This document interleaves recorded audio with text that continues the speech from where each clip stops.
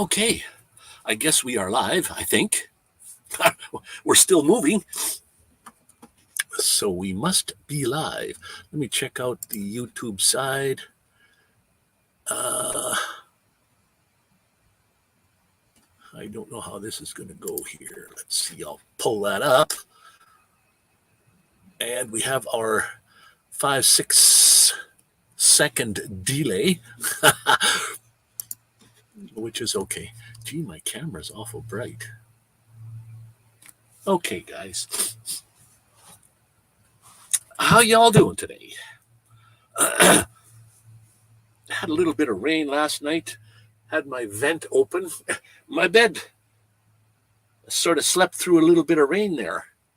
My bed got wet.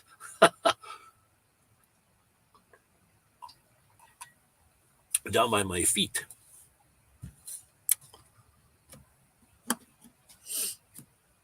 Hello, Mr. Ronnie Braun. How you doing? Can you hear me all right? Today, I think my Wi-Fi is not so bad. We have connection. Anyway, the numbers look okay. And let me just check out to see if the bot is working correctly or not.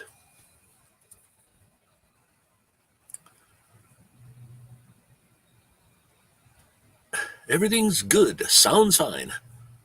Right on.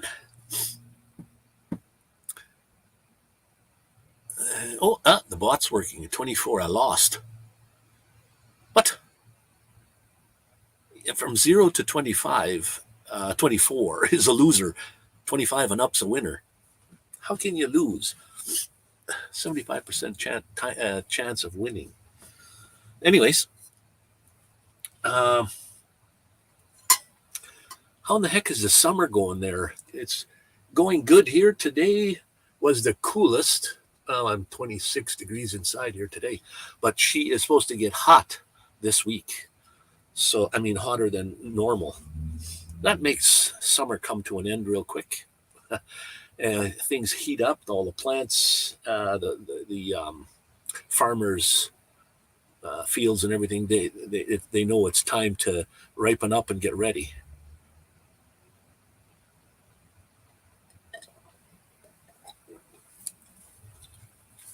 You're still in the same place there, Ronnie. You're going to stay for this winter again? Or you've given up on the moving situation? It seems like it's pretty peaceful there. Nice place. Obviously, you pay like probably, well, I don't know if you're there permanently. You must pay like a yearly fee.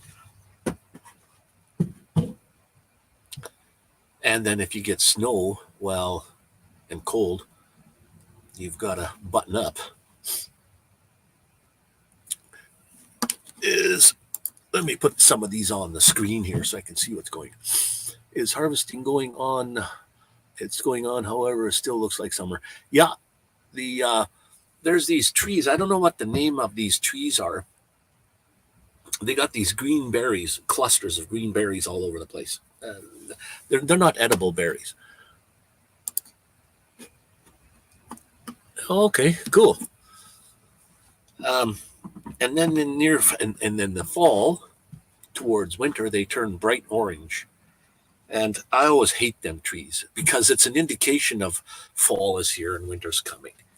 So, and in the summertime, you can't see those berries. They're on there, but they're green. So they're the same color as the leaves. But right now they're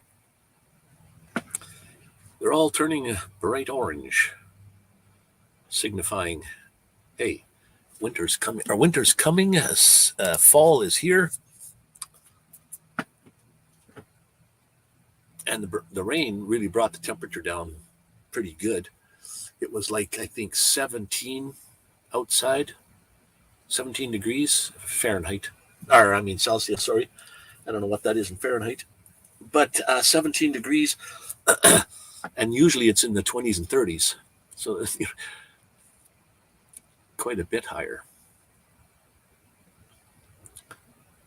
And like it's always, well, right now it's 4 degrees higher inside than it is outside. It's usually warmer in here than it is outside. And I had to turn my heater on, my diesel heater on, just to see if it's going to function. And lo and behold, it worked great. I was just checking it out. I didn't really need to run it, but just checking it out just before, like, if it gets cold, I want to make sure it's working.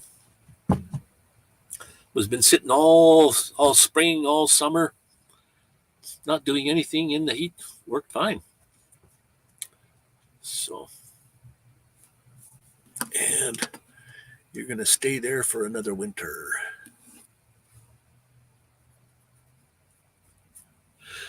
Yeah, well, more winter sculptures.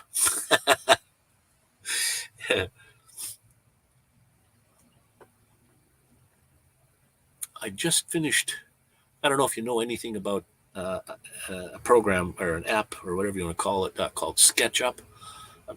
I used to use that years ago. And I always try to get things for free. And that's how my channel got hacked in the first place. I downloaded something reputable, free, but even hackers know how to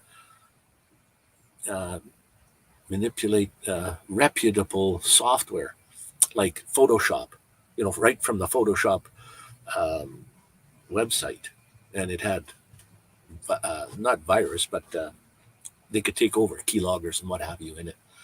So I'm trying to get SketchUp again for free. There is a free version, but it's online, and it doesn't have some of the capabilities that I'm really looking for, like sort of small animation. Once you build your 3D object, I want to put animation to it. Well, on the free online version, they don't have animation. So, but there is a free version called SketchUp Make, and that one, because it's 2017, they don't support it anymore. It's free, but it's only good for 30 days, and then you can't use it anymore.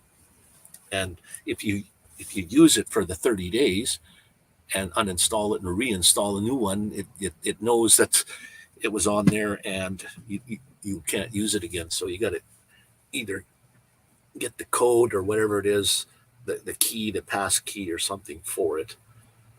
Or I might just uninstall it before the 30 days is up. Just do my one little thing, a geocache I'm trying to help a friend make. We both kind of had, I guess, the same idea. I don't know how. I don't remember that, but it's a Plinko type of game. A ball goes up and starts bouncing down and goes through some holes. And we both had that same idea. So I was just trying to tell him about the ideas I had. And then he says, hey, I'm trying to do that too. So I said, well, let's put our heads together, make a rock pile, and see if we can come up with something. So we have, and I'm trying to draw this in SketchUp in 3D. And so, see, I lost the gambling last time, and I made it a max of 200. And if you put 500 in, it should tell you that you're betting too much, unfortunately. So it is kind of working. Oh, somebody had popped in and then popped out. 34. Yes, I made some money. I won 200. So I bet 200 and I made 200 more. Great. Fantastic. I got 30,000 chips. I never spend them. So, and it won't work on, the spending won't work here on redeeming.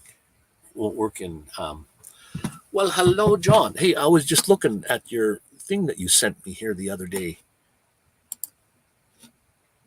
YouTube, watch this link. Okay. The helicopter ride. That was fantastic. I'm a little bit always afraid to have myself up in the air.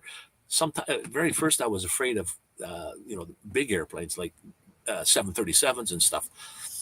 And then that passed when you get to go on a few times. Oh, you popped in and out and then back in again. Yes, sir, Mr. John. Another Canuck, and that's in his name, his channel name.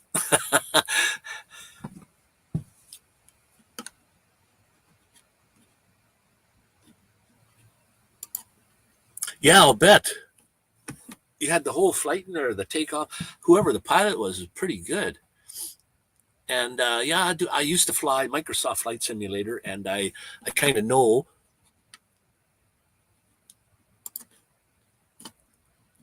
I kind of know how the helicopters have to work. Like they have to taxi out just like a regular wheeled aircraft. Above the ground. They can't skim, but they pull out, go down the runway, and take off just like regular airplanes. The air traffic controllers. They tell them where to go, when to go, what to do. But that would be fun because it's would be like being inside of a drone, a big drone. You get to hover, you get to move up, down, left, right. You can't flip. Well, yeah, but if you're high enough, I've seen helicopters flip.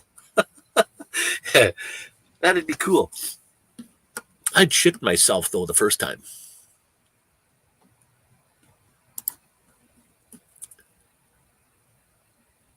Very easy to fly. Oh, cool. Could you just let go of the controls and it would hover?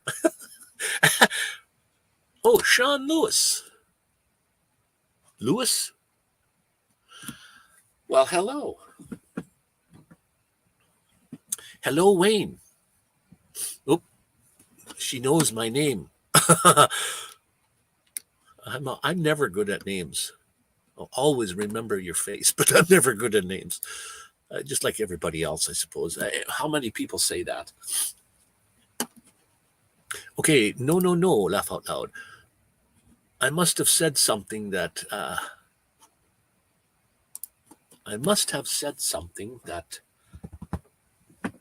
Okay, let me just see if this is going to work. I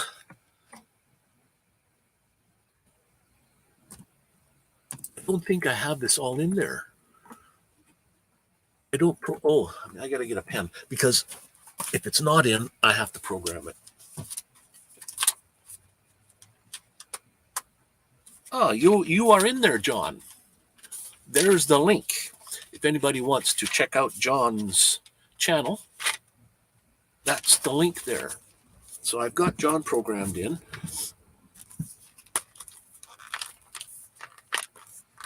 Oh, let go of controls. Yeah, no. You'll be coming down in a real hurry, I suppose, or all over the place. Let me just see if Sharon, did I say Sean? Sorry. I don't think I have you programmed in here yet, Sharon,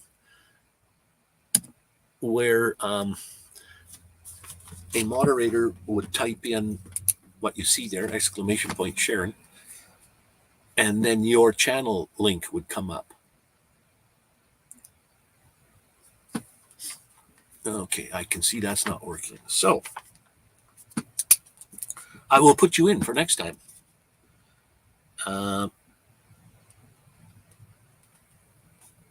I just like to have everybody in there. Well, I don't know. Some people don't like to have their channel. You don't like people going to their channel. They don't have content or what have you. They don't really bother with that. They just watchers, I guess. Lewis. Add that to the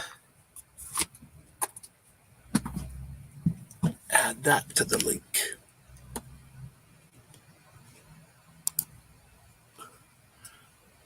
This is the copter link.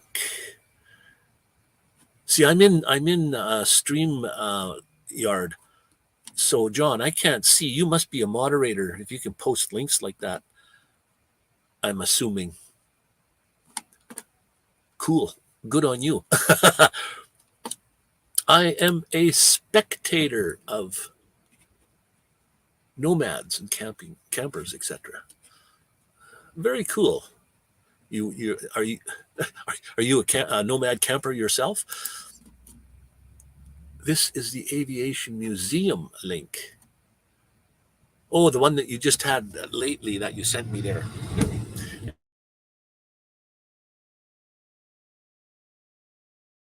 And now we have very, very cool. Nice to see. Oh, how's your garden coming? Picking it all. Oops. I lost internet for a sec. Man, that's not good. How did I JSK Enterprise? I don't think I have you in here, Leonard. What the heck's going on? Yeah, I buffered for a second there. On my end too. The little wheel went. Yeah, sorry about that. Oh, there we go. Leonard, you're in the system. Stream Elements popped up your link.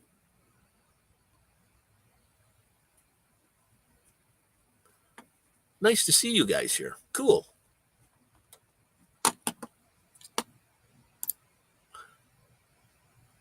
JSK Enterprise. Yeah, I'm not too sure how many other channels Leonard has, but I know he has another one. What do you call it? Gardening or, yeah, garden.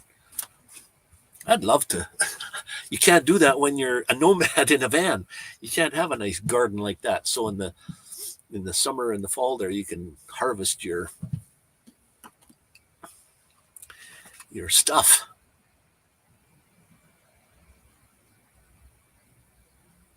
How you been? Well, I'm too excited about Mexico. I was at Mexico, I don't know, late May, and in the first week of June, so 2 weeks there, and then I'm back now. That's July, June, July, August, 2 months back, 3 months back, and I think, I don't know, you guys probably heard me talk about it, but I'm going back to Mexico on October the 19th. I fly for 6 months. I can't wait. This is cool. And I don't know, I think my YouTube is suffered greatly. My subscriber count has slowed down, like it's even gone backwards because I'm not putting out any more stuff. I don't even, well, I'm live today, but I don't do lives too much anymore. And I just can't concentrate on doing anything.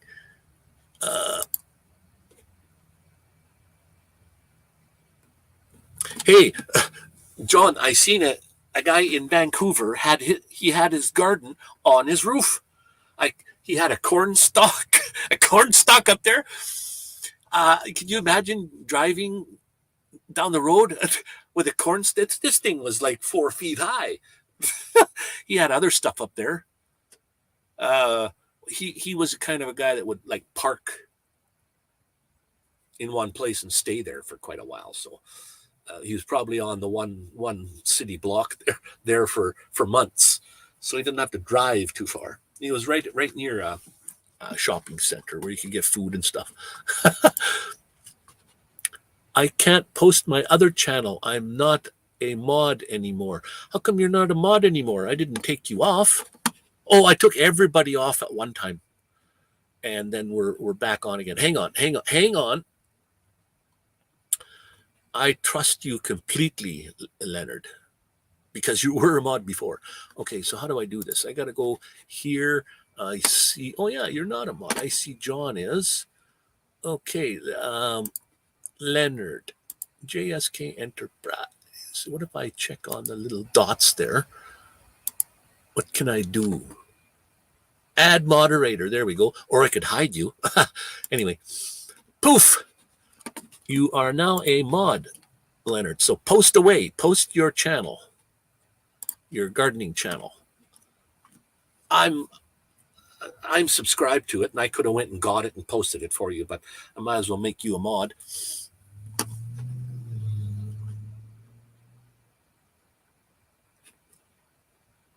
I can't post.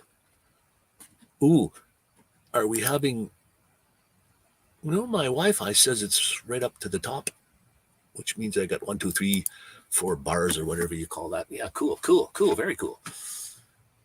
Ronnie, I will be right back. Roof garden. Yeah, have garden, we'll travel.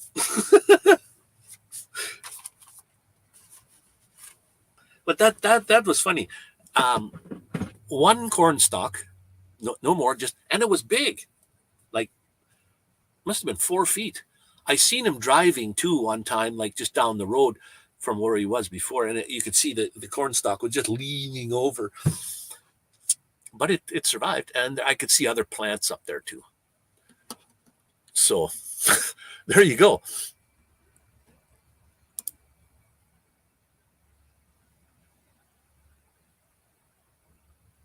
Oh, there we go. The Steady Gardener. Thanks, Leonard, for posting that.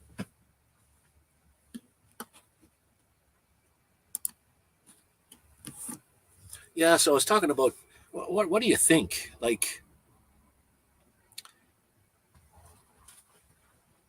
I don't want to quit YouTube completely. I want to just post my videos for someplace to, like, my policy has always been, I just want to post videos because my computer is always full of my videos. So I post them online, and then I take them off my computer and put them on a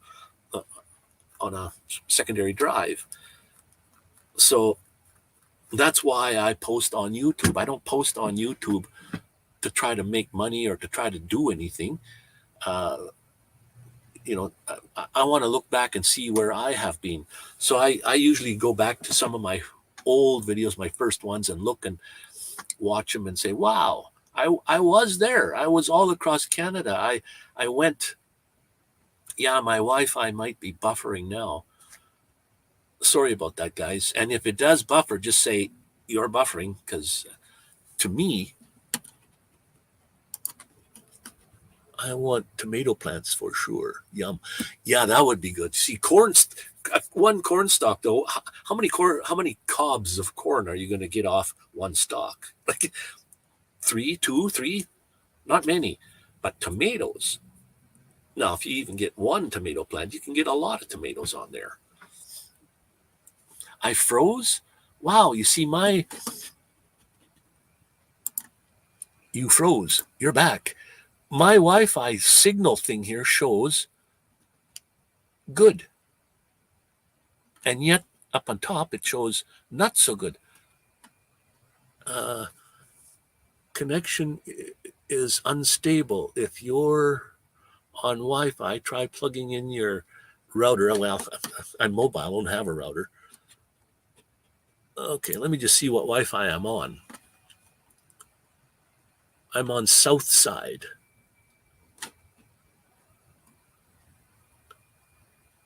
Should I try to change to Shaw? If I change, I might go away and not come back. So anyway, I'm going to give it a shot. South Side. Let's uncheck that and check connect.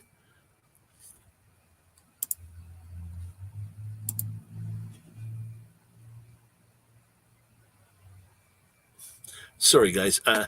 If you're mobile like me and you don't have Wi-Fi in a house or whatever, you don't get nice clean Wi-Fi. Especially here where I am. Also, this is the best Wi-Fi I can get when I can get it. There, that thing went away. Now it should be cool. I should be not buffering. It should be going good. All I can say is, damn it, I hate that. I mean, when you're using StreamYard, there is nothing you can do about it. You're just, when you're using Streamlabs, you can change your buffer rate and stuff like that, but StreamYard doesn't have that capability. So I'm thinking I'm buffering and I'm freezing up, and I don't blame you for leaving. There's nothing I can do about it. Unfortunately, guys,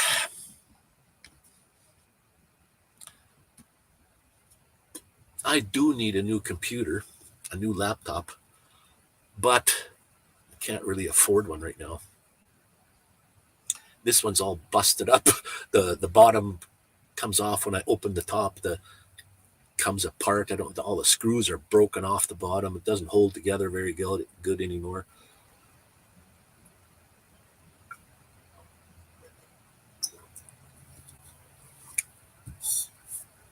So anyway, I was talking about not necessarily leaving YouTube or quitting, but I just don't have any inspiration anymore. I go out and fly my drone. I put the video on the computer, and then I look at it. That's not even worthy to put on to make a video to put on YouTube. So then, especially around here, there's not many places I can go where I can get some cinematic video. It's all the prairies. How many, or how do you get cinematic video from just prairie?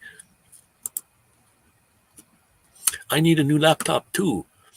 Mine is constantly freezing up, making it hard to edit videos. Yeah, I know. And especially if you have everything full, like your hard drive is getting full. All depends how old it is too nowadays. Things every year, newer things, better things come out. My computer is only maybe 3 years old, and it's like old by today's standards already. And only 3 years have passed. Way back when I used to work for computer stores, 5-10 years for a computer would last, And now things double every year or whatever, speeds, and so lots of fast RAM, great video card. And you see laptops, even now, I went to look at some the other day, $1,000 Canadian. This one had everything built on the motherboard, even the hard drive. So you couldn't take out the hard drive and put another one in. You can't upgrade it. It's part of the motherboard.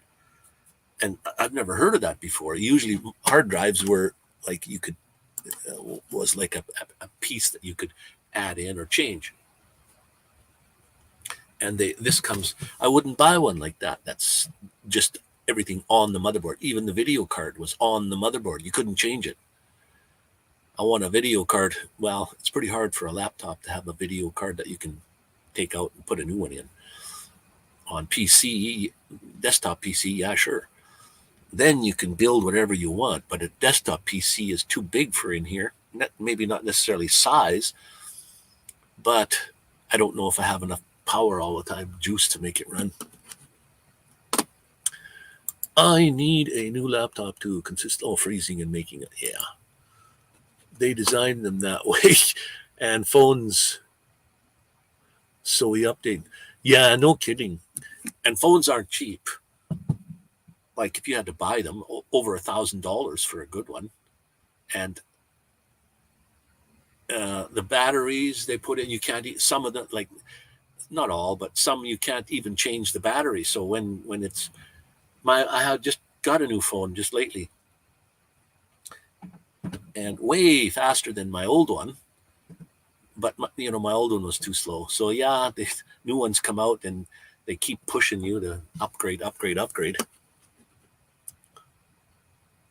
And it just costs you an arm and a leg. Yeah, I know you can get the phone for free, but you got to sign up for, I don't know, a lifetime. Laptop is old, about 5 years old.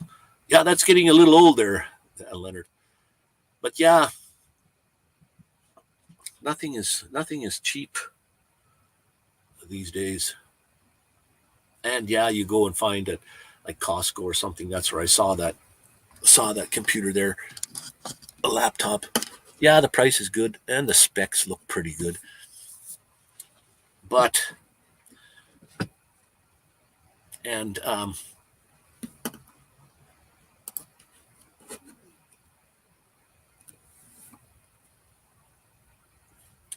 if you wonder where I linked in, we have a common friend in YouTube.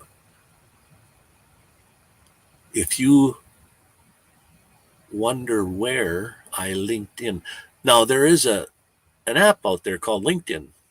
Is that what you're talking about? I am confused. We have a common friend? We do? I'm back, buddy.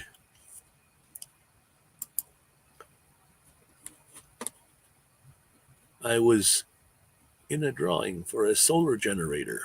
No luck. I was in a drawing for a solar generator. No way. Did you win? Oh, you said no luck. Too bad.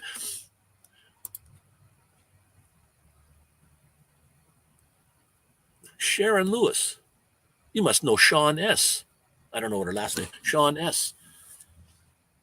Michael. Maybe that's why I said Shawn Lewis. Sharon. Anyway, Michael Santana. Yes, great friend of mine. On Mondays, he has ministry. I don't know what time in the morning, but he uses Discord. Now, Discord on my laptop is just wreaks havoc. It was on there. It would always pop up on the screen when I boot it up. I did the checkbox to make it not do that. It would still do that. It would still come on no matter what I did. It just wreaked havoc with my Instagram, messaging when you get messages through it.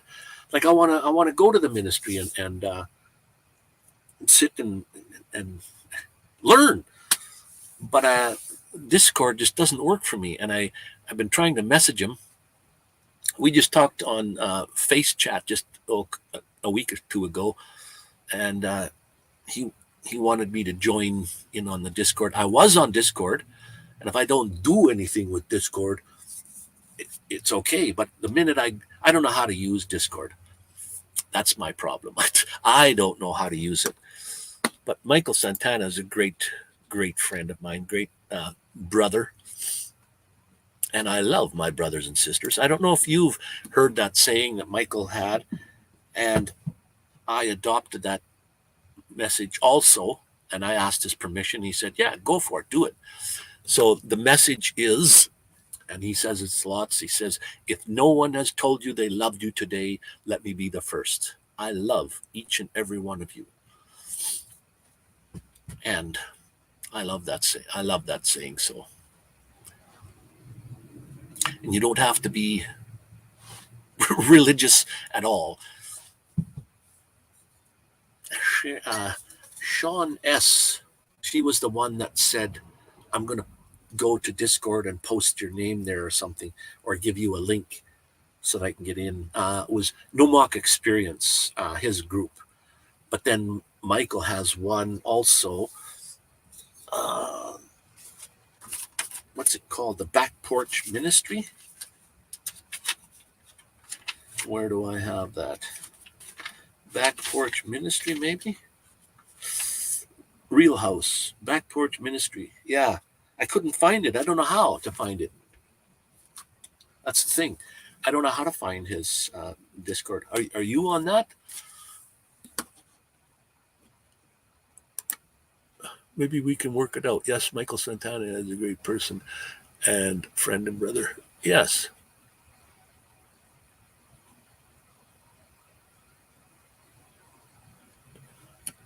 Well, yeah, I'm willing to try it again and see what. I took it off my computer, so I'm gonna have to put Discord back on. And then I don't know, figure out how to find people. Now that I've got your name here, and you know Michael like I do, I can search for you, and I'll search for Michael again. I could not find the back porch ministry. And then he told me, he said every Monday morning on his time, whatever that time that is, he has that ministry. And he said, you can come in, turn your mic off if you want. You don't have to talk, just come in. And we used to study lots together when I was in Vancouver in the winter. And we do audio chatting and FaceTime chatting and just texting sometimes. So that was cool.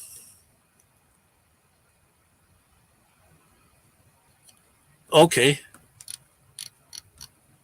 I guess I could use my phone also, although I don't know why. I just don't use my phone for anything. Not even videoing any YouTube stuff.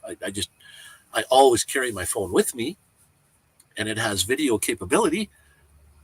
And sometimes if I'm somewhere where I think I should be videoing and I don't have my video cameras with me, I may try to use my phone. There again, I have trouble getting whatever I videoed off the phone onto the computer. And everybody, oh, but it's so easy. It's Wi-Fi it too, or wire it direct.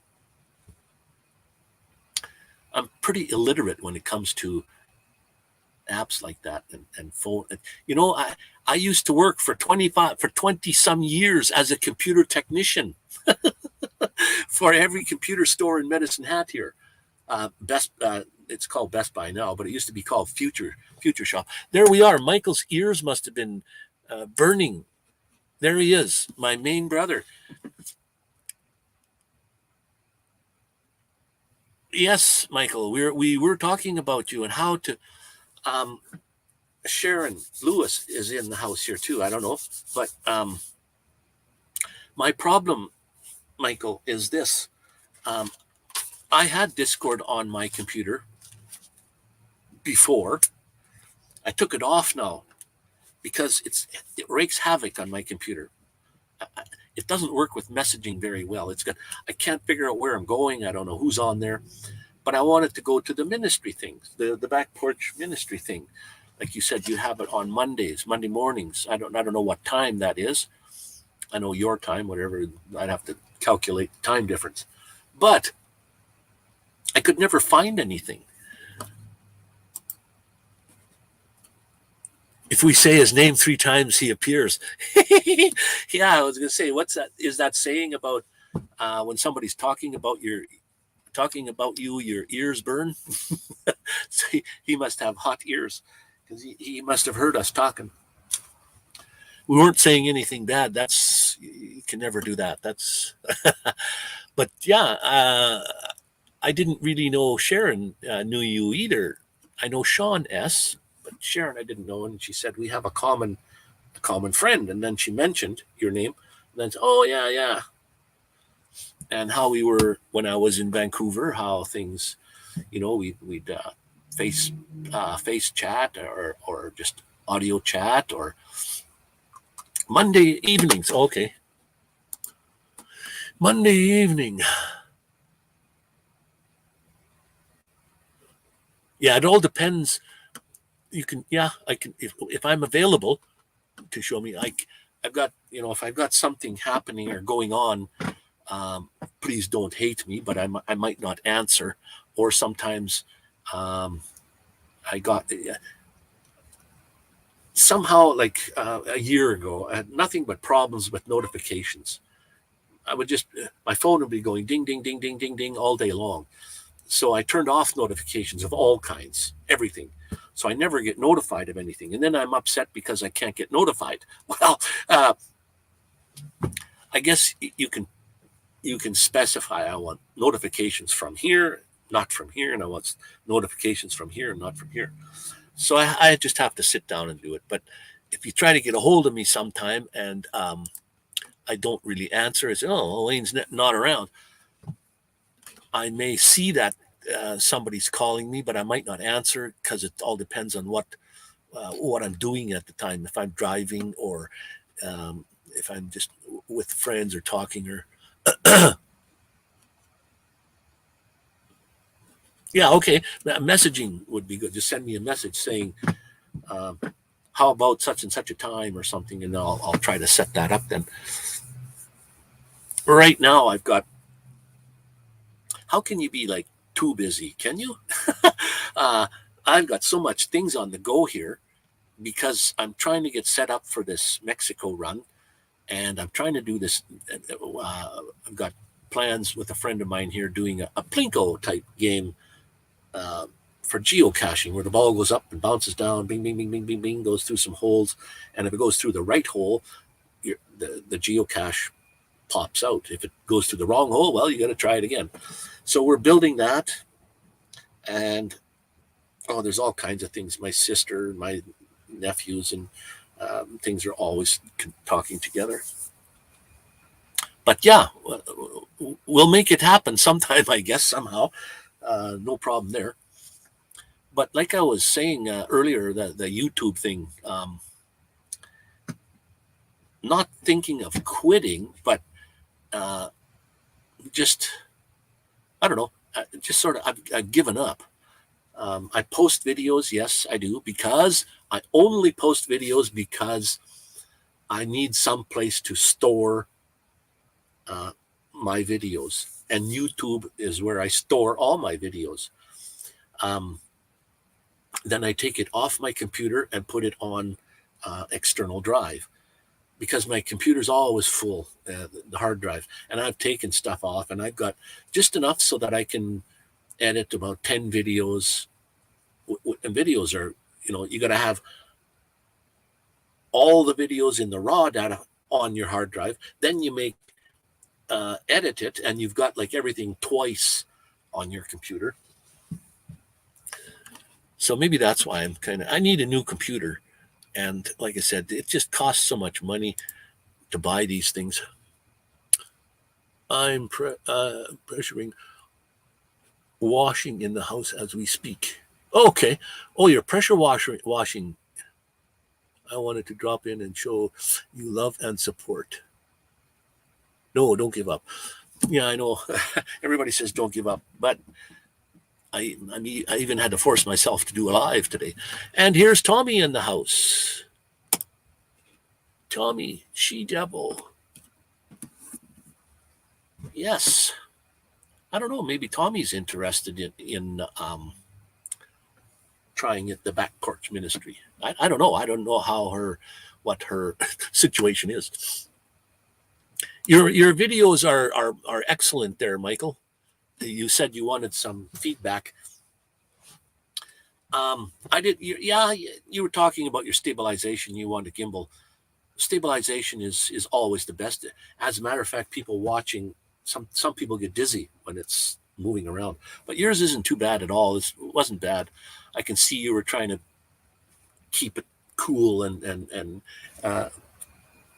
centered on whatever you're. Yeah, when you're moving back and forth, but not cool. Great videos, and I've watched them all, or whatever you have there.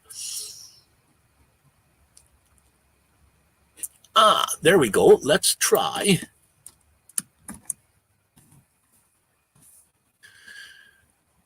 That is, well, it should pop up.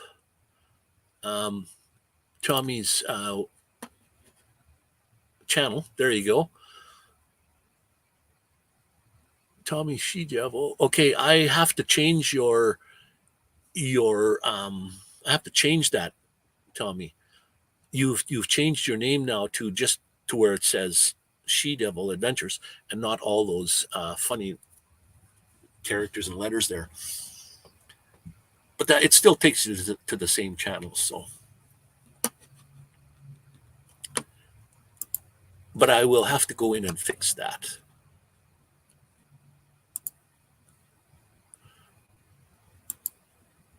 And I think I have, but maybe, okay, let me just try this out.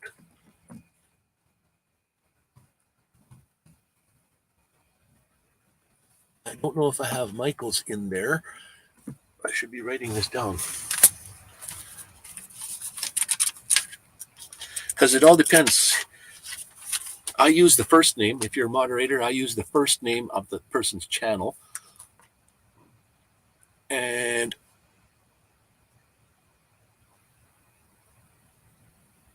Michael. It's spelled correctly. So I can see Mike. I have to get Michael's back in there correctly. It's always nice to have so a moderator can just type in exclamation point and the name and then it pops up. So I have to fix Michael's.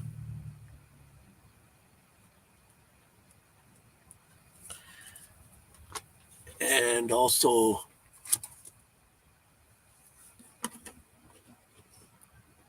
mine. Oh, Real House. Oh, all one word, Real House. That's why I couldn't find it.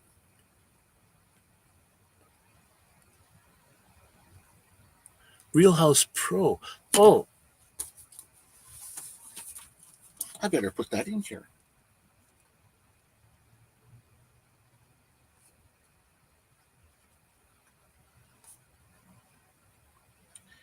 Writing this down for next time.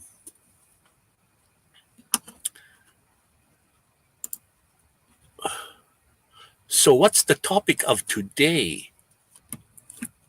Oh, great giveaway there, Tommy. I seen my name on the wheel, and I was crossing my fingers when it was going around, but I didn't get to win. Anyways, today's topic is one word, all of it. Okay. Today's topic is, should Wayne continue with YouTube or give up? Not in the sense of just those words like, should I give up, like quit forever? It's just that I have no more incentive. I go fly my drone. It's nice. I'm on the prairie and I can see, oh, look at how flat it is. And then I come home and I look at the video. Okay, Michael, thank you for popping in, brother. Love you. And I'll try to keep in touch. We'll get together again. No problem. So I'm flying on the prairie and I bring the video back home and I look at it and I say, well, that's not even worthy to put on YouTube. Why should I bother? Who wants to watch a video of a flat prairie and the crop? You know, there is no cinematic places around here to like waterfall. There isn't no waterfalls here at all. Creeks and rivers and lakes, parks.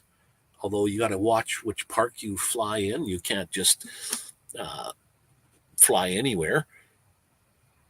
So I don't know. Wayne, you should continue on YouTube. See, everybody says continue on YouTube, but they're not sitting in my pants. They don't feel like I feel. I don't have much incentive either since I wrecked the trailer. Yeah, you told me about you wrecked the trailer. It must be pretty bad when you keep repeating that. So, but I plan to push forward. Just push forward. Don't give up.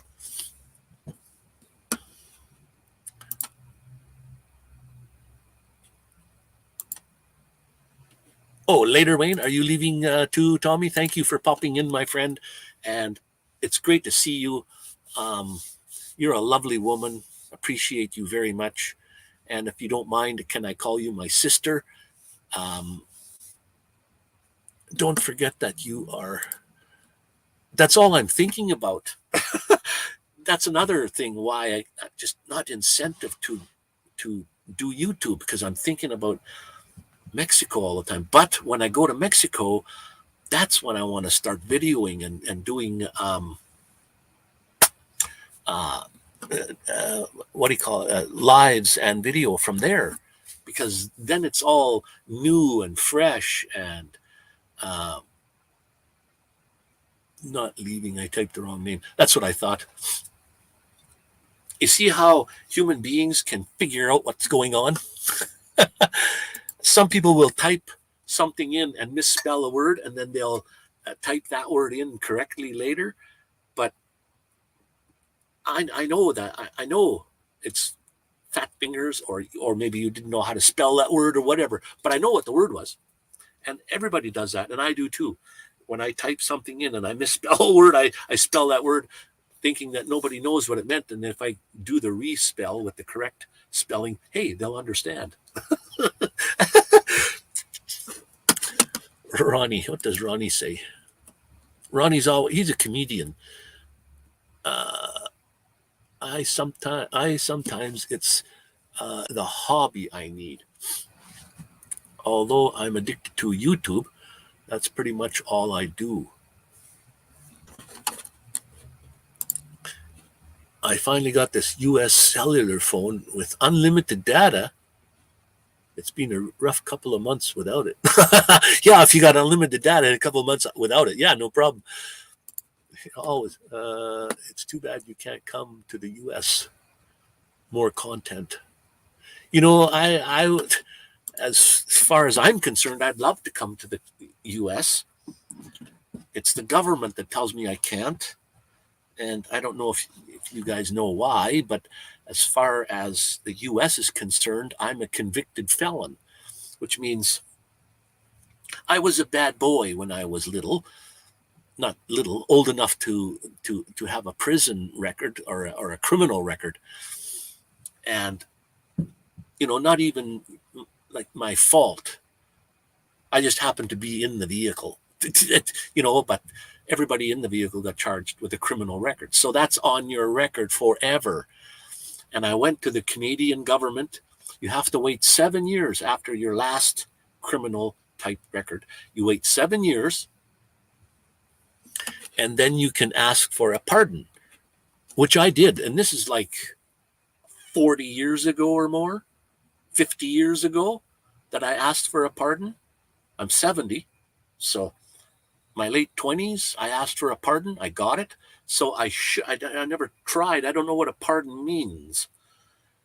I thought it meant I could go into any police station in Canada, ask for my records, and they can't find them. They're taken off the books. I never ever tried that.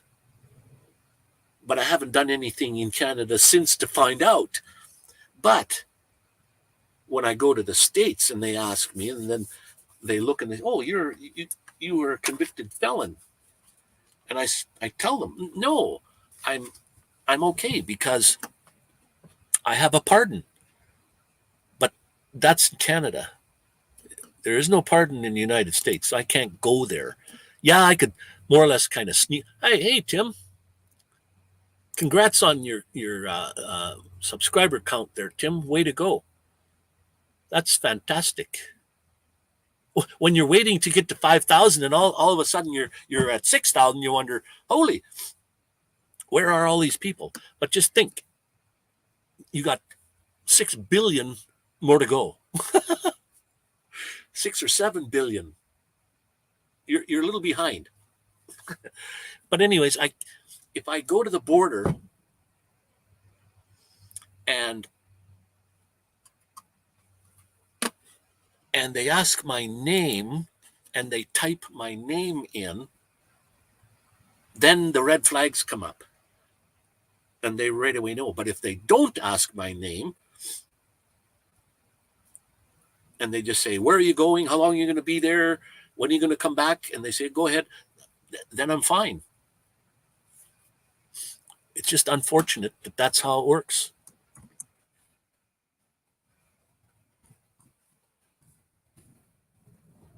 I got to live with that. And again, even when I fly to Mexico, I have to take a direct flight from Canada to Mexico. I can't take a flight that stops in the United States anywhere.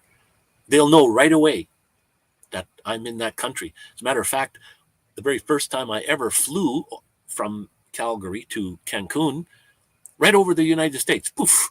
When I got back, I was emailed and saying something like, thank you for not stopping in our country. Like, wow.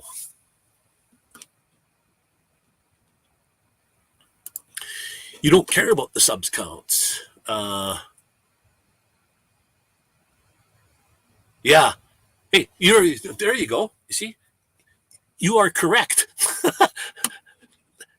Let me tell you, you are correct. All you need is 1,000.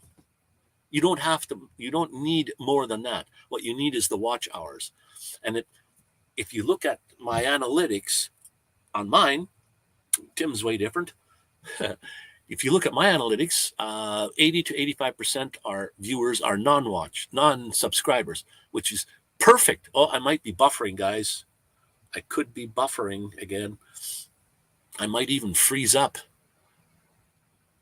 Went away. I know people out there that have, well, yeah, there are several thousand subscribers, yes, but their watch time is way up there. They make tons of money. Like, I can't remember the names of them now because I don't follow them. I just bump into them every now and again. And then there are guys like, for example, Pewdiepie. Go look up Pewdiepie. He has over 100 million subscribers. That's a number so big that you can't even say it. 130 million subscribers. One of the highest YouTubers ever. And he does not make the most money. There is another one called Mr. Beast. He was the fastest growing YouTuber ever in the world, according to YouTube. Fastest growing. He makes lots of money, millions. He gives away lots of money. He gives away $1 million house. Or he had a credit card. He put $1 million on a credit card and he gave you so much time to spend whatever you could. But there was restrictions. You couldn't do certain things, like you couldn't go out and buy a 737 airplane. You could try to spend that $1 million. And some, hundreds of thousands of dollars people would spend. And so you only get an hour or whatever to do this with. Or I can't remember. But this Mr. Beast guy, he goes to Poker Stars and plays live poker games, live instead of on internet. And he doesn't even care about betting money. He's got so much money that he just throws $100,000 in the pot, no problem.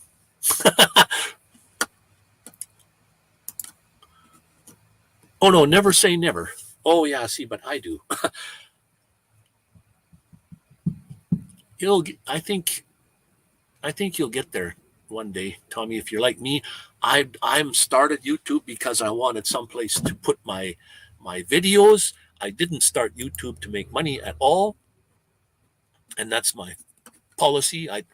My same thing. I don't push for subscribers, and I don't push my videos. I just put them out there because I feel like it. And like I said, my videos are a place to store my videos. If your idea is to make money on YouTube and that's your goal, forget it.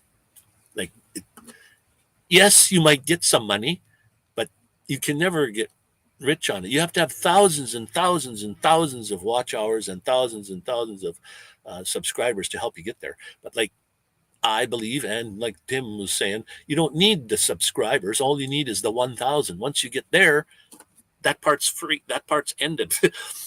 Worry about your watch time. I had to go back to work until. Yeah, I may even have to go back to work myself.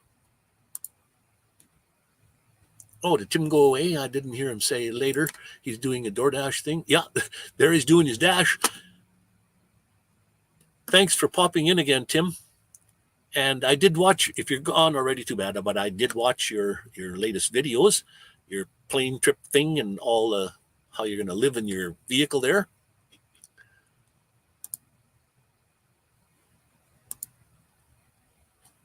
Right on. Nice to see all you here. I started to share my camping experience with my family. I'm only one that camps. You're the only one that camps, and you broke your trailer. I don't mean to laugh that it's funny that you broke it, but see, I have the required amount of subscribers, and like I said, I'm not trying to push for any more. I don't know how you push for more. You say, please subscribe. Well, what is that going to do? The only way you get more subscribers is from the subscribers you already have that are talking to each other. Like once you get a certain amount, the ball gets rolling. It's like a curve. The ball gets rolling, or I can go like this. It's by word of mouth from them, not by you telling them to do it. It's, and then putting out videos. When you put out videos, that's when you're pushing. If you put out a video every day, you can't tell me you're not trying. Don't put out any videos for a whole year. Then tell me that you're not trying. And I don't care who you are. You can't say, I'm trying to get money on YouTube and I'm trying to do this, because that doesn't work for everyone. You can go and talk to Pewdiepie and say, how do you get 100 million subscribers? Tell me how to do it. He can't tell you. Nobody can tell you. That whatever does works for him doesn't work for everyone else. Otherwise, we'd all be up there. If somebody knew a secret formula, don't you think we'd all? Like, wouldn't it be nice to subscribe to everyone? Everyone subscribes to everyone. And YouTube has blocked that. You can only have, I think, 2,000. So you can only subscribe to 2,000 people. Then you have to unsubscribe to one if you want to go to the next one. Whereas you can have millions of subscribers. I didn't start growing until I started networking, going to other channels and lives. Yeah, to show, but yeah, go to other lives, but don't restrict yourself to those only. Keep looking around. And because I don't know if you know what vidIQ is. I follow them and I listen to what they have to say. They're pretty good. You can use some of their experience and gain. See, vidIQ has over 1 million subscribers and they make lots of money. And their idea, they've put out an app to help you with YouTube. But even they say, don't use hashtags and a name in your title. And then you talk to other people, say, oh no, you have to use hashtag so-and-so in your titles so that people can click on those and takes you there. Well, I double dog dare anybody to prove to me that that's going to work. It doesn't. Because I'm a Nomadic Vanman. I'm hopefully the only one online. And yet if I put hashtag Nomadic Vanman and I click on it, there are thousands of hits. How do you know which one? What do you want to do is have a hashtag that hits just you. And that's just about impossible. Every word in the dictionary has been used. I am signed up for vidIQ, but I have not been following much because I am not actively creating content. Okay, vidIQ is very good. Same with TubeBuddy. I paid for TubeBuddy, and I don't use their strategy either. I use more I'm not signed up for vidIQ. I use the free version. I don't use the free version of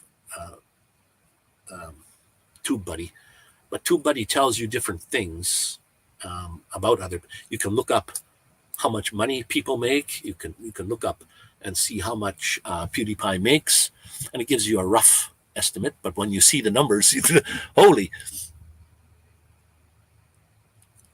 vidIQ is very good. If I should actually stop using TubeBuddy and not pay anymore, and buy the vidIQ one. I kind of like that one a little better. I heard it from someone that supposedly knows someone that I know someone that knows someone that knows somebody else that knows them, and they changed in algorithm, and now when you do a short, it was recommended to a long. That just started last week or the week before. YouTube finally changed their algorithm so that if somebody watches a short, it will now direct you to their channel, the longs. Before it didn't. It just, you watch the short, it didn't tell you to go to watch that same person's longs. Now, I don't know if you guys all know who John Chalker is. John Chalker, I follow him. I'm subscribed. He has 600 videos out there, and they're all just over a minute. Just over. Those are all considered longs. They're not considered shorts. 59 seconds is a short. So he's restricting himself. He should have every one of those, in my opinion, as a short. And because shorts also have $1 million a year or $2 million a year that they set aside just for shorts. So when your short is watched and viewed and is up there, they'll start sending you money. You don't even have to have the required amount of whatever else it is that's required. Yes, there is a free vidIQ, Leonard. Just go look up vidIQ and download it and use it. It's excellent. The free one is excellent. It's only when you want to do intensive stuff, I don't know, thumbnail editing, well, then you need the paid one. And I don't think it's even much money. Oh, see, Tommy uses it, and she said she didn't pay. Yeah, you don't have to pay for it. You can if you want to. But vidIQ is very, very good. They do have lives, and I'll go and watch the lives, and then they have talks, and they usually tell you how to get to 1,000 subscribers, how to get your 4,000 watch hours, how to do this, how to do that. And I know it's just advice, and you can follow along with whatever. But see, their advice is a compilation of a whole bunch of people put together, and this is their advice how to do it, not by some one individual person trying to tell you how to gain subscribers and view time on YouTube. Like I said, you can't listen to each and every one. I know lots of you probably know Van City Van Life, Chrome. Me and him started YouTube at the same time. He has well over 100,000 subscribers, and I have just over 1,000. So he is 100 times more than me. But, and I've met him in person, I don't know how many times. Lots of times. I'd wake up in the morning in my van, and he'd be parked right in front of me or behind me, and then we'd get out and talk, have coffee, whatever. I know him really well. And the minute you start talking to him, all he talks about is money. Hey, I make this much money. I don't want to hear that crap. I don't care how much money you make on YouTube. Good for you. I'll pat you on the back. But just don't tell me about it. And if I was making $1 million on YouTube a month, I wouldn't even mention it to anybody. Like, what would I know? But anyways, he can't even tell you how to make subscribers, because that's all he would do is complain about his algorithm. Just like my algorithm, 85% of the people are non-subscribers, which is great. Thank you for coming in. Thank those 85% of the people that are watching, and thank you to my subscribers that watch. But get this, 85% are non-subscribers, so 15% are subscribing. So when I got a video and I put it out and I don't even get to 100 views, but let's say I have 100 views on a video. This means that 15 of that 100 are subscribers. 85 of that 100 are non-subscribing people. Thank you.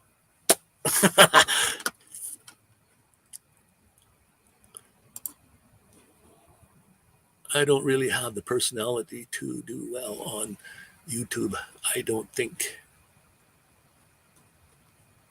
Well, I don't know. You sound pretty good when I see you.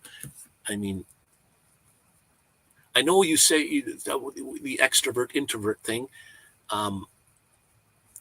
I think everyone doesn't like to be on this end of the camera, like the camera looking at you. Because I'm a photographer, I like to be. I only tell you I'm a photographer. I can't prove it. But I like to be on the back end of the camera, pointing the other way. You'll see most of my videos are the camera's pointed away from me, not on purpose, but I want you to see what I'm seeing. I don't want you to see me. Like, I know a lot of subscribers, they'll take in videos and they're talking about whatever, but the camera's on them. You can see their face. Well, I don't want to see that. I want to see what you're videoing, where you're going, things like that. And that's my personal thing. And once you are on the other side of the camera, you get more comfortable. I'm extremely introverted. I do not do well on camera. Yeah, me neither. Well, like I said, once you get into it, I think it gets a little easier. But I don't know. I think I'm mostly introvert myself as opposed to an extrovert. Shy. Boy, I'm like that guy on what's his name now? I used to watch it all the time on Big Bang Theory. The guy that doesn't like to talk to women, the Indian fellow. I'm like that. I just can't talk to girls, to women. I don't know what to say. I can't feel comfortable. But a guy I can have a conversation with. I can have a conversation with a girl, with a female if time goes on. But just to go up to one and talk to someone in a bar, not to ask for a date or anything, just to have a conversation. I have over 50 subscribers, so I'm famous.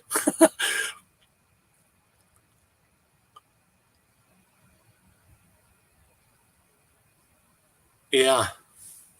Well, no, you have more subscribers than 50. Huh? Don't you? You got to be joking.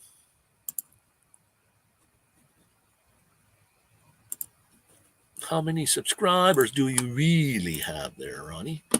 Let me go have a look. Ronnie Braun, you're way down the bottom here.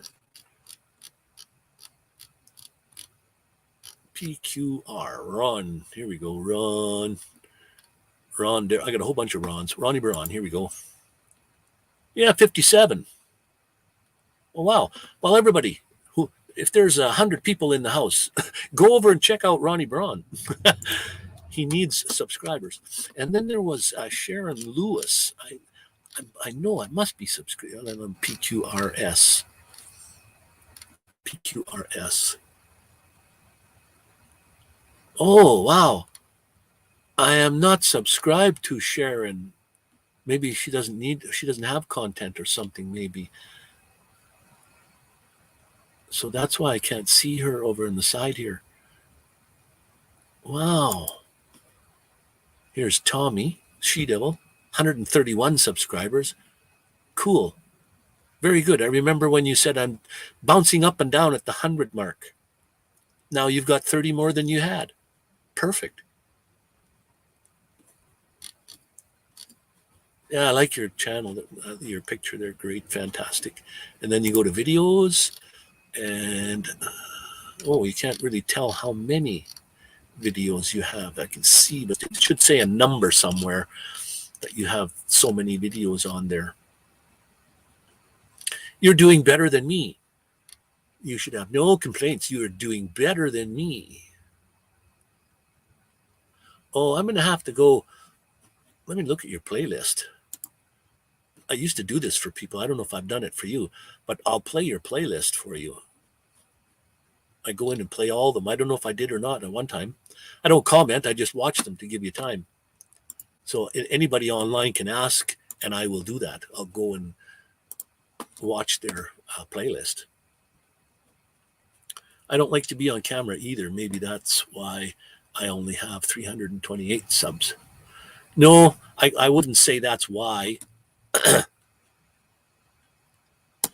You see, there again, I can't tell you what you should do or what you shouldn't do to make more subscribers. I don't even know.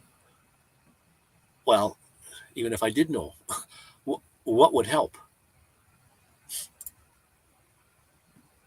I'm starting to show more of myself on the garden channel, and I gained about 40 subs last month. Well, if that works and that gains you subscribers, Right on. Just subbed. I thought I had already subbed. Just subbed to who? See, John is in the house.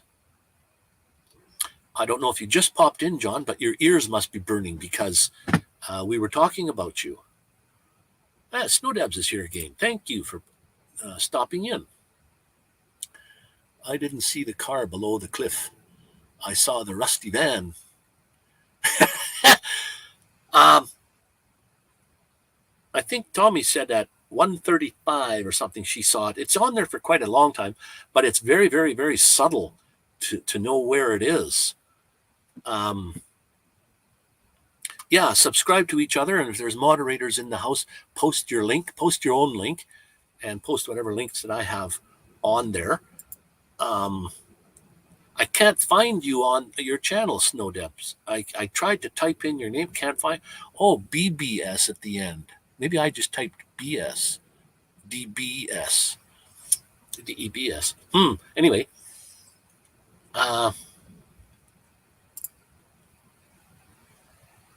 I know I should put out more content, but I'm not trying to pressure myself. Yeah, you never know whether I got a few more after putting my face on to the name video.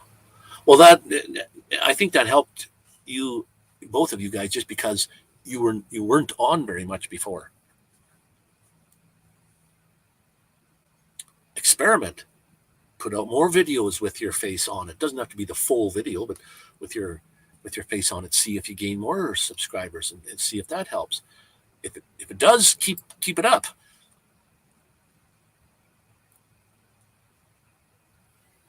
JSK, yeah, thanks. There you go. I subbed Ronnie Braun.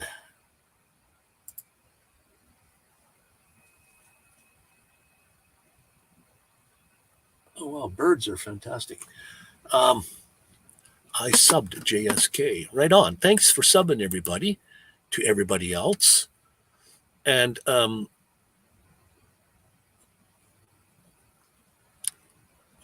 gee, sorry I couldn't find your channel link there, Snowdebs. I don't know if you have content or want to be subscribed to, but thank you.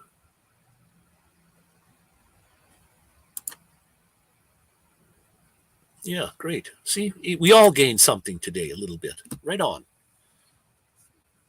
I gained more friends. John Chucker. Oh, yes. Hello, blah, blah, blah. I was just saying, go check out John Chalker's playlist. He's got hundreds of. Oh, okay. No content. No, that's all right. I know a lot of people that don't have content, don't want content. Just one video. Oh, I can't find your channel even.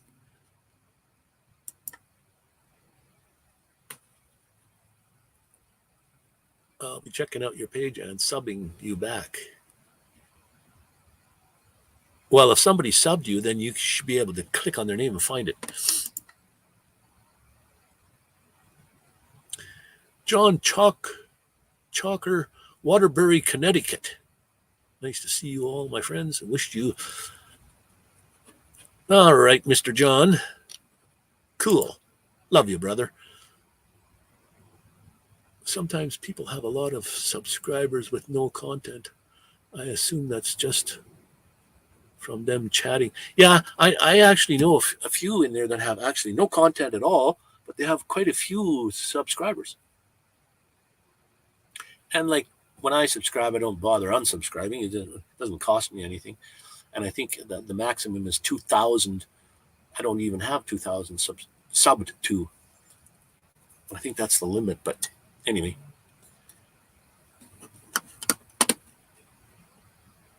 Sometimes people have, yeah, no kidding.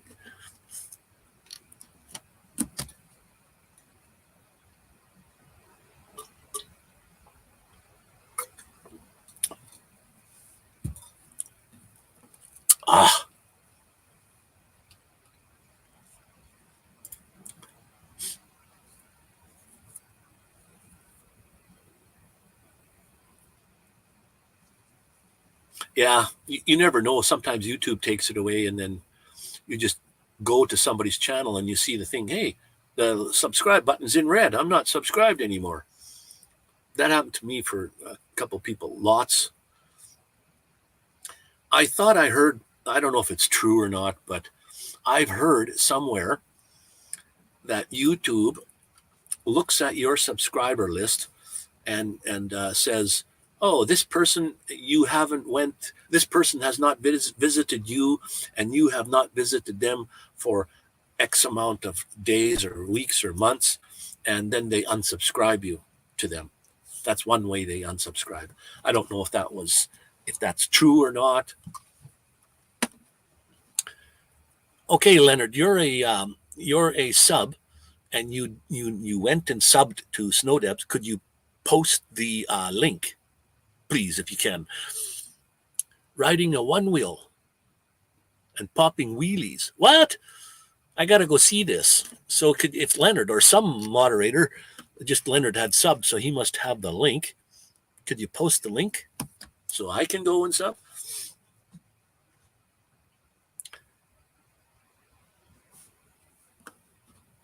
Well, I guess it's a good thing that I go to each channel periodically. Yeah. So that you don't get unsubscribed to. And you don't have to go like all the time, once a month, I guess, to someone's channel at least. So if you have 30 people that you sub to, you can go different one every day.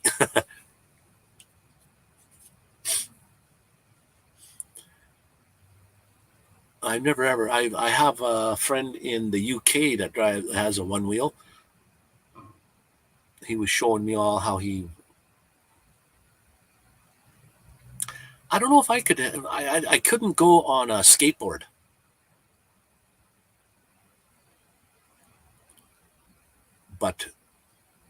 Or roller skates or something. I don't know if I could my balance, but a one wheel, I figure I could probably balance on it. That'd be cool.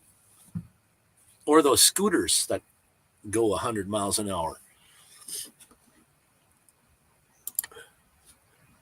You unsubscribe to yourself.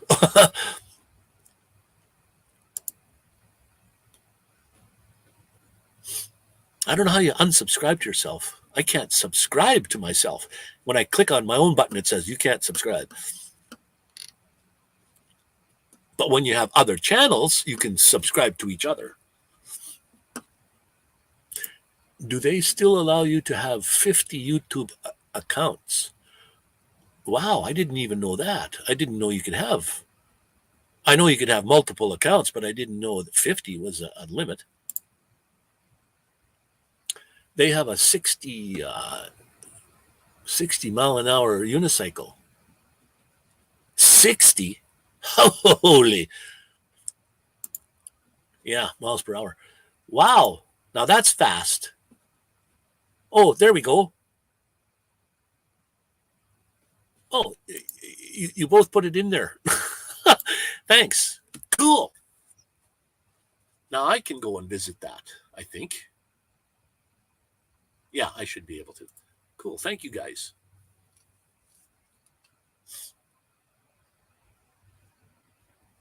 Okay, well, we have a feature share. We got a slight difference here. This is Tommy's link. And this one is Leonard's link. It says feature and share. Okay, it must be maybe the home page or something or whatever. How's up mountains? How goes up mountains? Can you do like you can with skateboards, where you can not up go over a jump, not high, I guess, but like a ramp.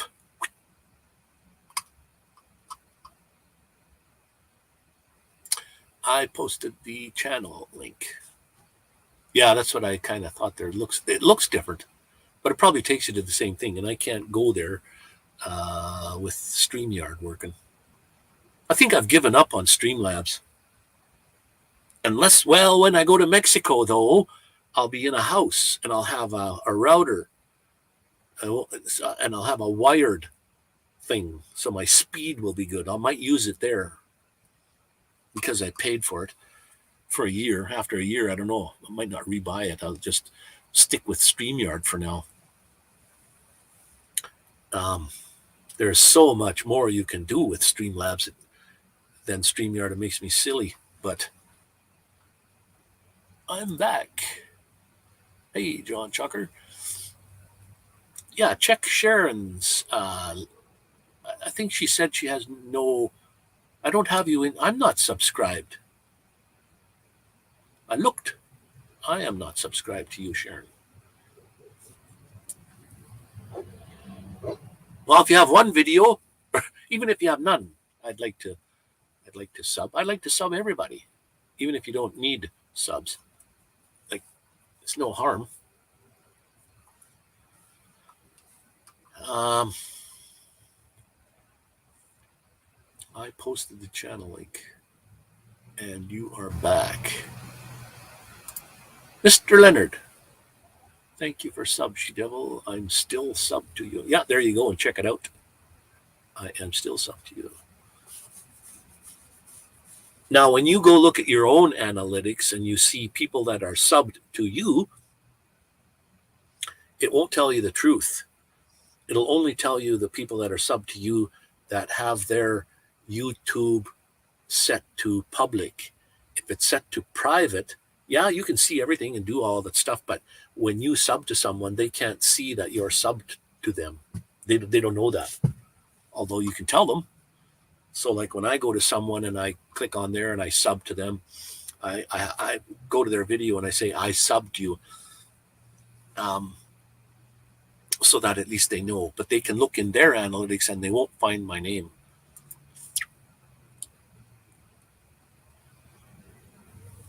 You know, that's because I can't go to the States, but I would love to drive my van there and live in it. Like, I have to pay rent when I'm down there with an apartment. It costs me 750 Canadian dollars a month, which is that's pretty good. But if I had my van there, I wouldn't have to pay any rent, just my gasoline. But I can't get my van there unless one of you want to come here and drive it down for me. Take it. I'll meet you in Mexico City. I'll meet you in Mexico.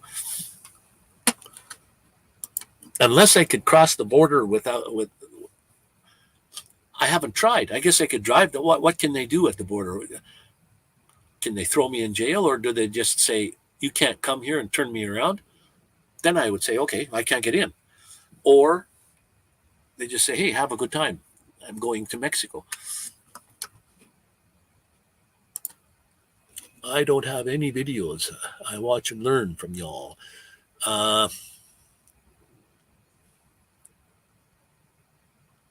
TV. No bueno? Bueno. You know Spanish? Isn't that how you spell bueno? As a matter of fact, I had an app on my phone. I'm trying to learn Spanish a little bit. I know this much Spanish.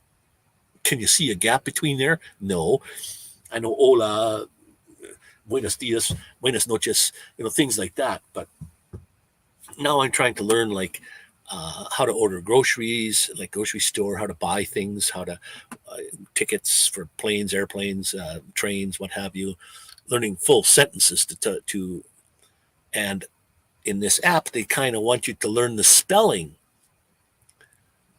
And that's cool. It's called Duolingo, little app, Duolingo. Mine is set to private, so people can't see that I have subbed. So I tell, right, yeah, if I go to my analytics and look, I probably can't find you there. But because I'm subbed to you, I go to my top left corner, click on the hamburger thing there, go down to my subscribers, down to your name, and click on it. I can get there. But that's the people that I'm subscribed to.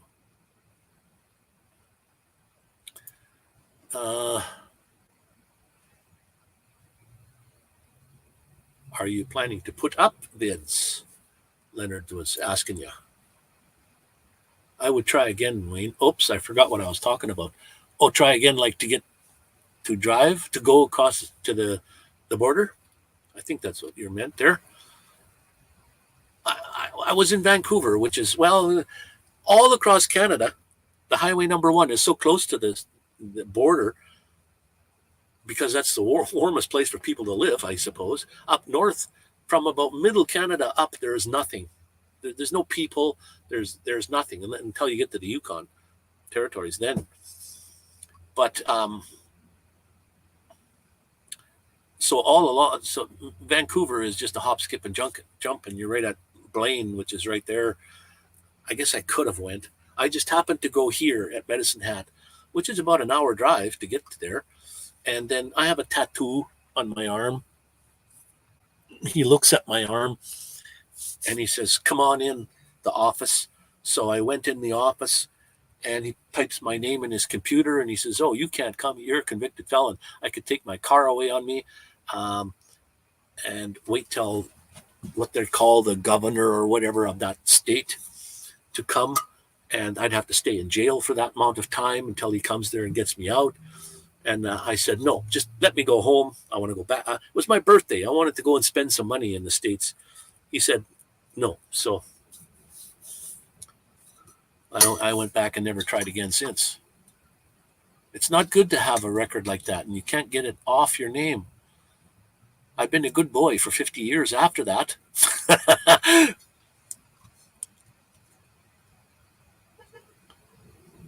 Oh, cool. Nature shots, flowers, clouds, sunrises, and sunsets.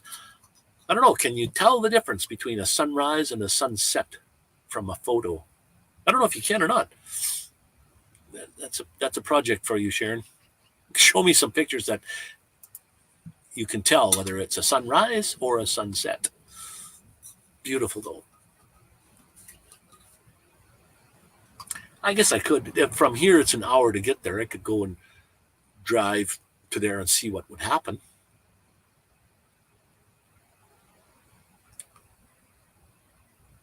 What's the name of the town that's Great Falls is close to here?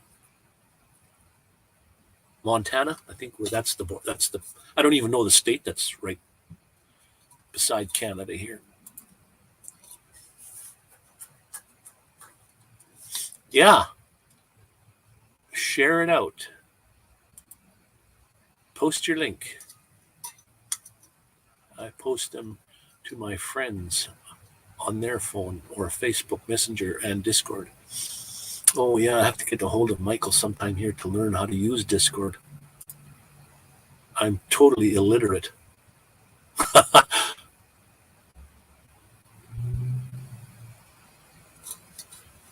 And Mr. Ronnie Braun. I might be, we're back again, but I was probably freezing up again. Sorry, guys. I have no control over that. I don't know what that is, but I assume it has to do with the temperature of the atmosphere.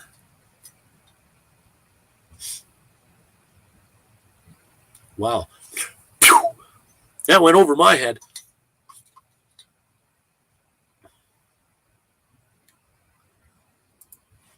Wow.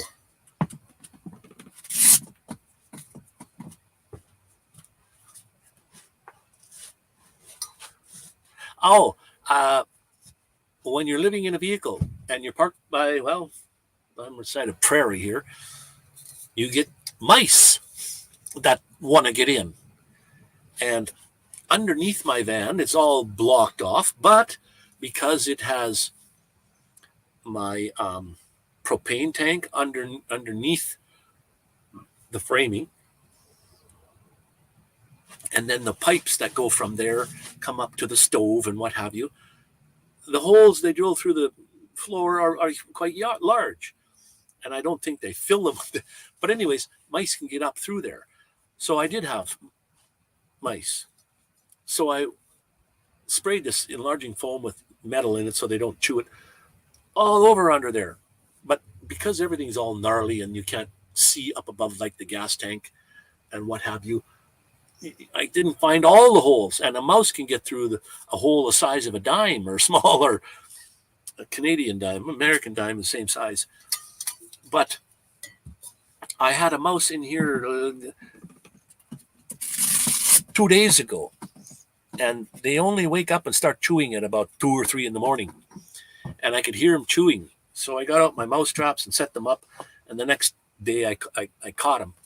They put a little peanut butter in there, and he's done for. But I have a lot of friends that are telling me, can't you catch him humanely and let him go again? And yes, I could. So I'm not a good person to them as far as killing mice. So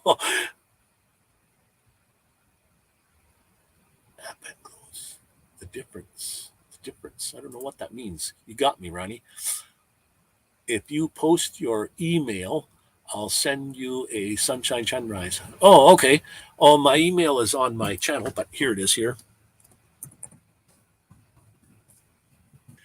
And I have to have the number 1 on mine. Somebody else took Nomadic Vanman. He's got nerve. Nomadic Vanman number 1 at gmail.com.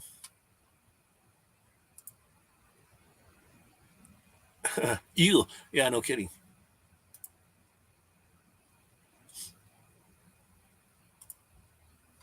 Did I spell it correctly? You should be able to just click on it. Yeah. And if you're going to send me some pictures, and if I put a bunch of photos or something, would you mind if I posted yours in there and actually put your name in there too, to say that those are yours and not mine? I don't have too many pictures of sunsets and stuff, although every night is a nice sunset. If it's not raining, cloudy. Although sometimes it's nice when it's not totally cloudy, but there's clouds and you get sunset. Beautiful. I can't get up early enough to get sunrises, but send me at least 1 or 2 of each, or however many, but sunrise, sunset. And if you can, I would say don't tell me which one is which and which, but I'd still like to know. Well, maybe if you put it in there, I won't look at which one's morning, sunset, sunrise, until I can figure it out, and then I'll look and see. But yeah, there's every night's a nice sunset here, and like I can't get up early enough to do the sunrise. I'm not an early person. I'm a night owl.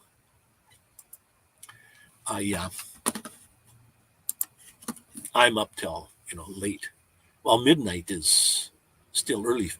If I can get to bed by midnight, I'm good. And then the sun is in midsummer. It's coming up just about the time you go to bed. So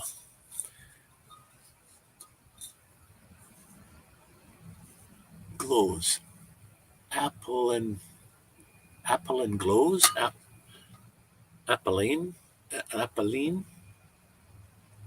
I've never heard of that. I'm older than all you guys. I should be more intelligent. No, I have many more years to study.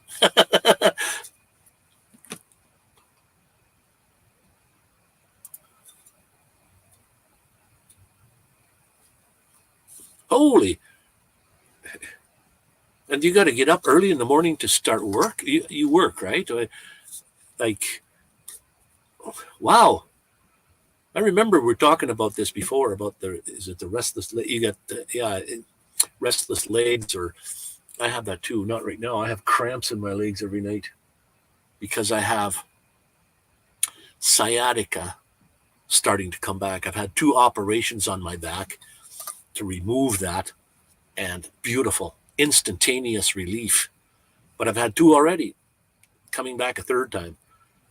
And my calf on my one leg is just sore all the time, and okay, cool, thanks. Appreciate appreciate that. Oh, you work from home at least. They say people that work from home, you get more production out of them. You would think they would, tendency to loaf around more, but no, when you're, so the statistics go that people that work from home are more productive than going to work. I guess you can get up and have a sandwich and eat whenever you want to, and you can go and watch TV for a period of time. But when you are working and putting your time in, then it's probably intense, more intense than it would be like I say, at an office space or wherever. But very cool, very cool.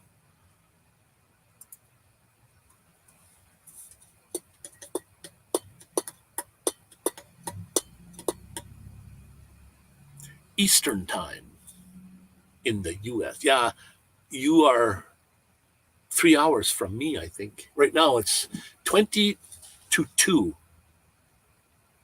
20 minutes to 2 o'clock. So it's 1:40. 1:40.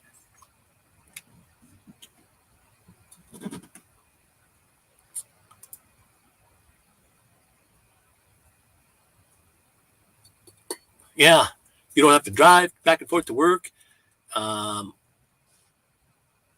You don't have to go out for lunch and buy lunch all the time. You just raid the fridge whenever you want something to eat.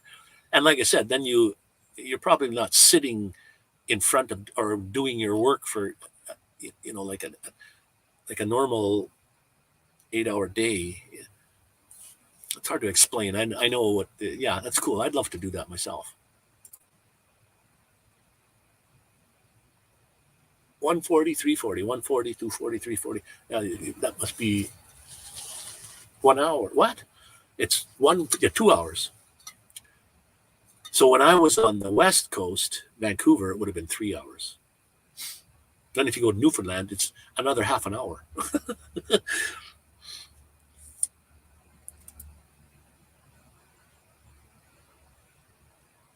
Yeah, especially now while the price of gas has gone way down again, but I think it's just they're I think that's a warning. The gas was really high and then it went down. Just wait. It'll go higher than it was before. It'll be higher than ever.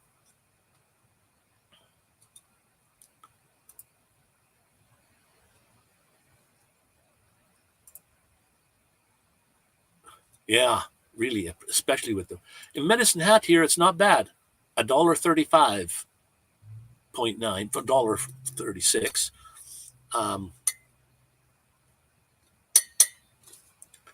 $1.36 per liter Canadian. And I think, isn't it a liter? A Canadian liter is slightly bigger than an American liter. A gallon the same way. The American gallon is smaller than a Canadian gallon. It's funny we can't pay the same price per unit of measure, like an ounce or whatever measures the same, like per drop or whatever, however you want to make it. Well, even still, like in Vancouver, it's probably it's $1.30 here. It's probably $1.80 or something in Vancouver in the bigger cities.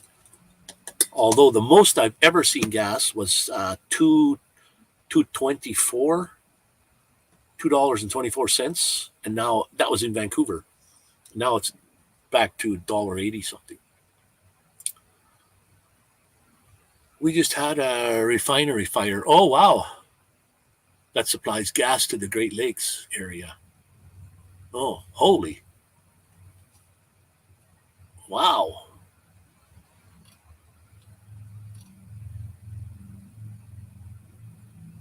I don't know how many refineries are in Canada. Not that many. We just pump our gas to the U.S. and other places.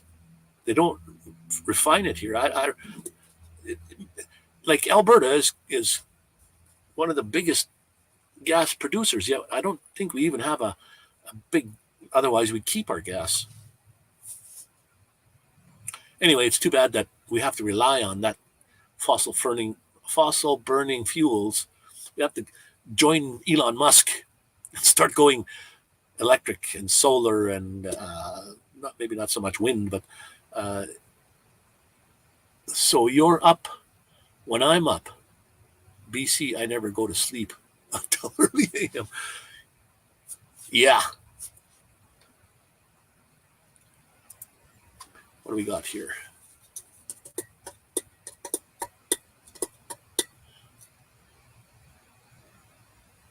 I don't know if ever of all the countries in the world, I think somebody told me, but the U.S. is the only one that is still the metrics, the standard system, like feet and inches and but Canada has been with the metric system for many, many, many years.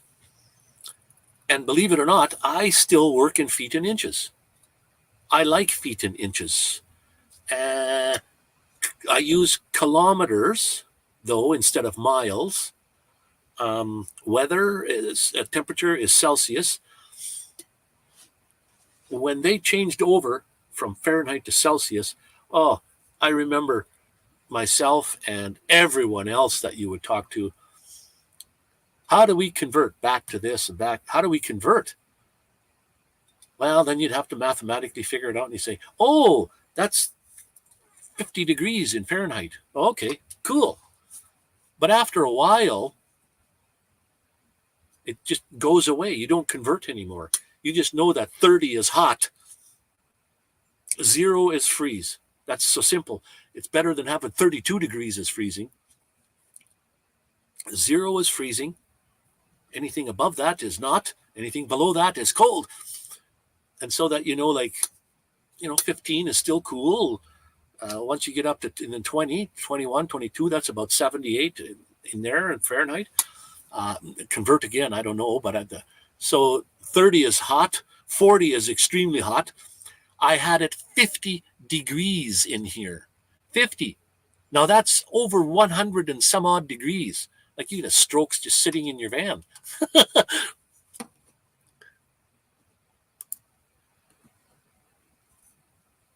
And measure, yeah, it's funny. But when you're doing metric, and like I said, I do feet and inches, but when you're doing metric, it's all by tens. Like a millimeter and 10 millimeters is the same as a decimeter, and 100 centimeters or is so-and-so. A meter is 10. That's 1,000 millimeters. So it's all by tens. But I don't do measurements in that. I don't know why. I just don't do it.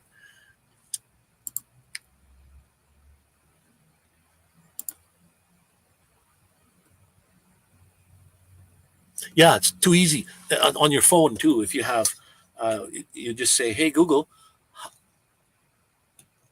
Maybe not say that. My phone on might hear it. You just say, "Hey Google, how much or what is 12 inches in millimeters?" And it'll give you the answer. I think anyway. Let me just check that out for you. How mine works. If you have an Apple, it's probably different. Okay. Oh, stop that. Hey Google, how much is 12 inches in millimeters? 12 inches is equivalent to 304.8 millimeters.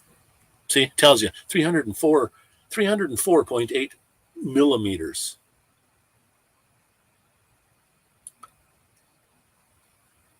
Now I asked in millimeters. Let's see how much it is in meters. Hey Google, how much is 12 inches in meters? 12 inches is equal to 0.305 meters. There you go, 0.305 meters. So you just say, hey Google, and you can ask anything. Oops, when you say, hey Google, it wakes up. Wow, 50 cells, 122. Holy, that's the highest I've ever seen in here. I have a digital readout thing, 50. I was parked in the sun, of course. Yes, Fahrenheit to Celsius. Oh, there you go. 32 Fahrenheit times 0.5 times 5.9. 5 over 5/9 equals 0. Oh, cool. Yeah, you see that whatever the formula is there to do that, I at the time way back when I kind of tried to memorize this formula. So you just plug in your Fahrenheit number or your Celsius number and go the other way, and then that 5.9 or whatever that number is, and then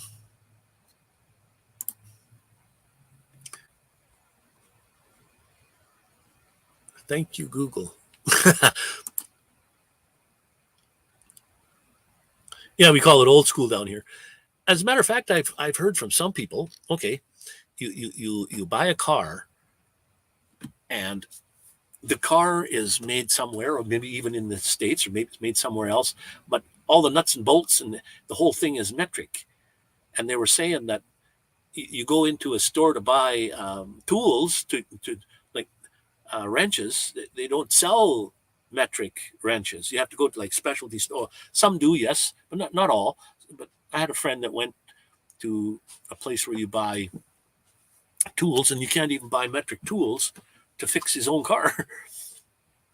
So that was a weird one. And I thought, yeah, but yeah, metric is so much more easy to do. But there again, I know a lot of people that go both ways though here. Uh, Most people do measurements in inches and feet still, the standard way, but they use kilometers an hour or kilometers for distance. Um, why can't you use 1 inch as a distance? But there again, if I had to convert 1 inch to metric, well, I'd have to figure it out. I think I know how big 1 inch is, but I don't know how big. Yeah, I know how big a millimeter is, but when you're talking inches, then you got to go jump into centimeters. And I think a centimeter is 2.5 inches or something. So what if you want something a little bit smaller? Well, then you got to go down to, I don't know, it just seems simpler to go a half an inch, quarter inch, 1/8 of an inch, 16th of an inch, 32nd of an inch, 64th. I know that's simpler than I do, well, okay, 5 millimeters. I know how big 1 millimeter is. Now I got to guess how big 5 millimeters is. I know at one time a cigarette, depends what kind you buy, was 100 millimeters. So I'd always think of when I'd say 100 millimeters, I knew the size of a cigarette.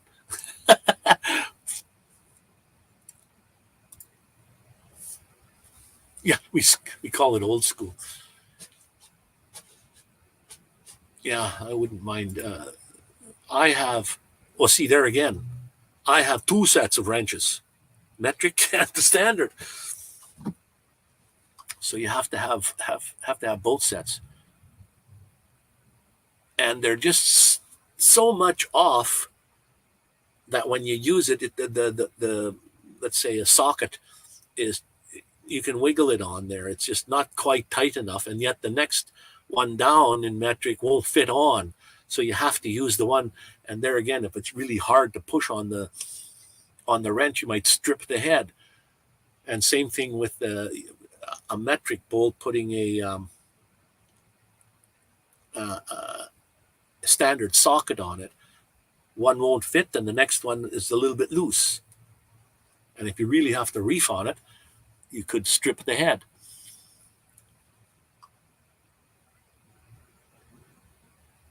So I have a friend, DSK11,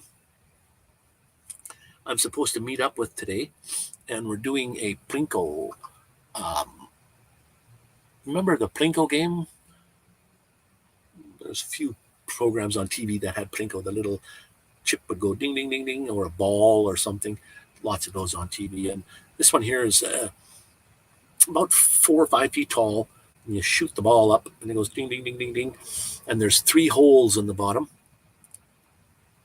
The 2 outside holes, the ball just goes down and back to the shooter. Well, there's 1 ball. It goes through. If it goes through this hole, it rolls down, you get to shoot it again. Goes up, goes through the other hole, it falls through, you get to shoot it again. The idea is to get it through the center hole, which is the same size, and there's no difference in the holes and how it gets there. Just lucky to go in the center. But when it goes in the center hole, that will release, it's called a preform.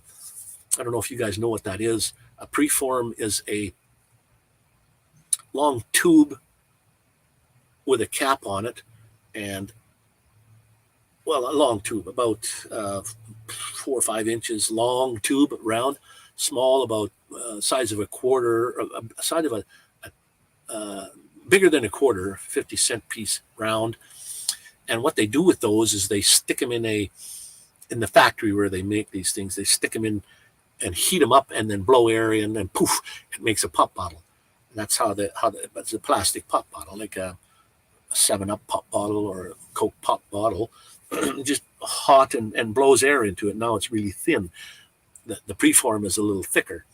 So we have those preforms that you put, it's called a logbook, a piece of paper that a geocacher would sign and put it in there. And that goes underneath the center hole, so that when the ball comes out, boop, it pops that thing, that falls out, and now they can open it up and sign the paper and put it back in. So that's the whole idea behind geocaching. If anybody knows what geocaching is, that's there's actually millions. The tool set I bought has both standard and yeah, that's probably okay. But you, well, that's cool. I can find those in Canada too that are both, but I think I bought separate.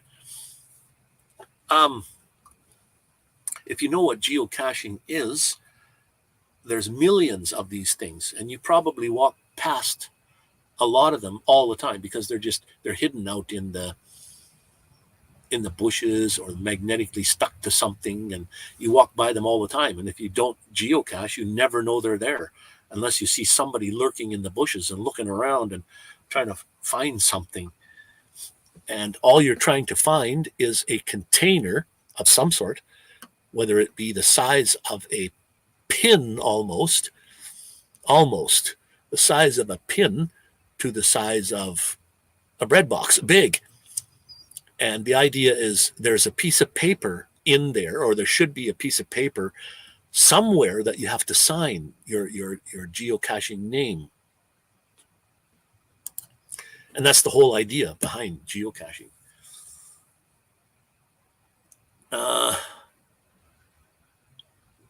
Like when I was a kid, why so many kinds of chargers for 4 devices? It's crazy almost. Yeah.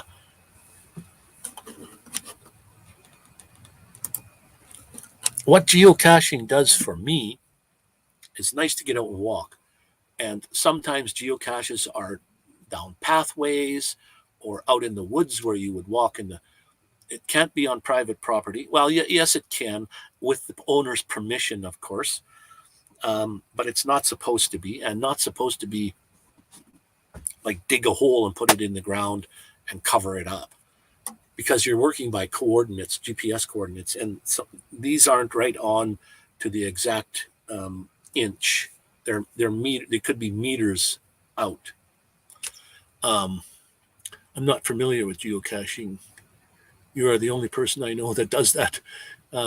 Anyone I have heard of has something to do with Pokemon. Okay, I think I heard of this game. There are a bunch of games, but this geocaching game is actually a physical thing that you have to go find, and you do it by coordinates, GPS coordinates. And anybody can hide these.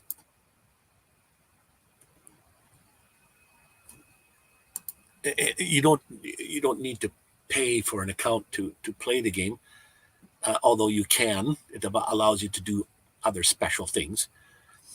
But I have paid for many years, and then I just quit paying, and I figured out I don't need to do certain things in there that I'm like pocket queries, they call them, where certain ones come out and you can gather all those new ones and put them in one file that you can download. That's called a pocket query.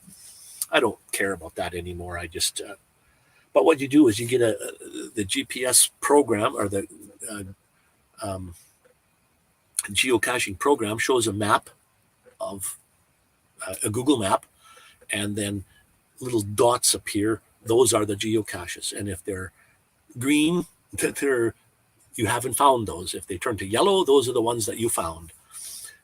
So you just go on the map and you click on one and you say, I want to go there, and you can get directions to get there by driving. Once you get close, you put it in, still map mode if you want to, and zoom way in, and it'll tell you it's 10 meters that way still. So you keep walking, or 10, 9, 8, 7, down. Now you're down to point meters. You're one. Now it could be right there, or you'd have to search around. And that's because GPSs are not precise enough yet.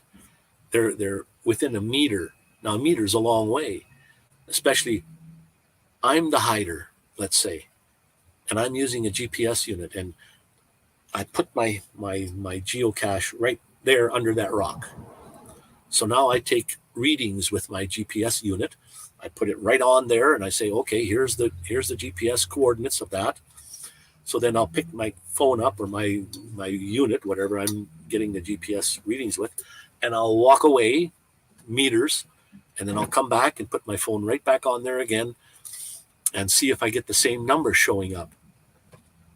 And if I don't get the same numbers, well, then I do this several times and I take an average, which is telling you that GPS is not exactly within inches, and it's giving you a coordinate. Yeah, it's satellite and it's doing all this. So you get your coordinates, then you go online and you say, okay, I hit a geocache at these coordinates, and you're looking for, you don't tell them it's under a rock.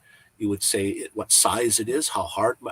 They have a scale of how 1 to 5 on how hard it is to find, a 1 to 5 on how the terrain is to find, and you post that online. Now the person that wants to go find this thing, he sees that online and he clicks on it and he said, let's go there. So he gets out his GPS unit and says, okay, I'm very close to the coordinates. It must be here somewhere. And they look around. Now, if they're lucky and they pick up that rock, and there it is, and then they sign the piece of paper, then they would go online and say, yes, I found it. Well, you can go online with your phone and say, I found it. Thank you for hiding it there. Appreciate it. I put it back as I found it. Blah, blah, blah. And it's not always just a piece of paper. It could be big enough to hold things like fridge magnet type things. They call that swag. There's tradables, and there's also trackables, something that wants to move along.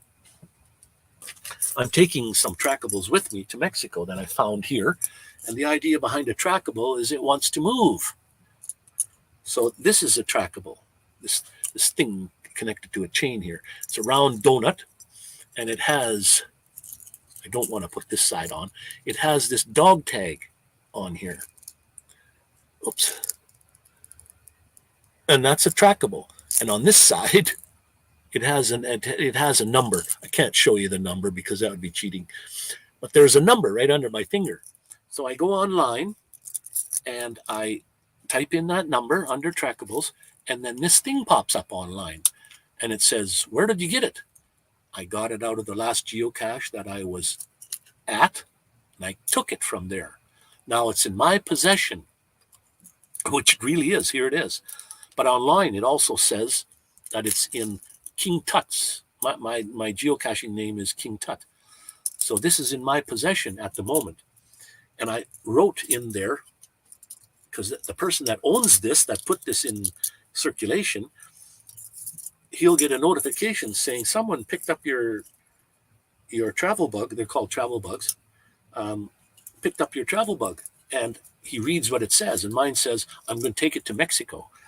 So when I go to Mexico, I'm going to drop these into another geocache that's big enough. And then I go online again and say, I put this in another geocache. Someone else can move it along. Now, some of them have goals. Like this one, I don't remember, but one of them I have here has a goal that said it would like to make it to every state. So if you go to put it in Montana state, Texas or wherever, and keep dropping it off. The next person picks it up and puts it here or here or here. Can move these along. I've got 3 of them that I'm going to take with me. It's a fun game. It gets you out walking around.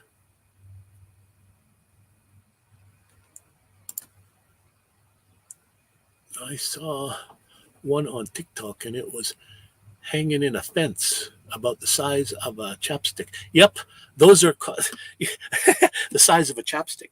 Those are called micros, and probably a bison tube is what they're referenced.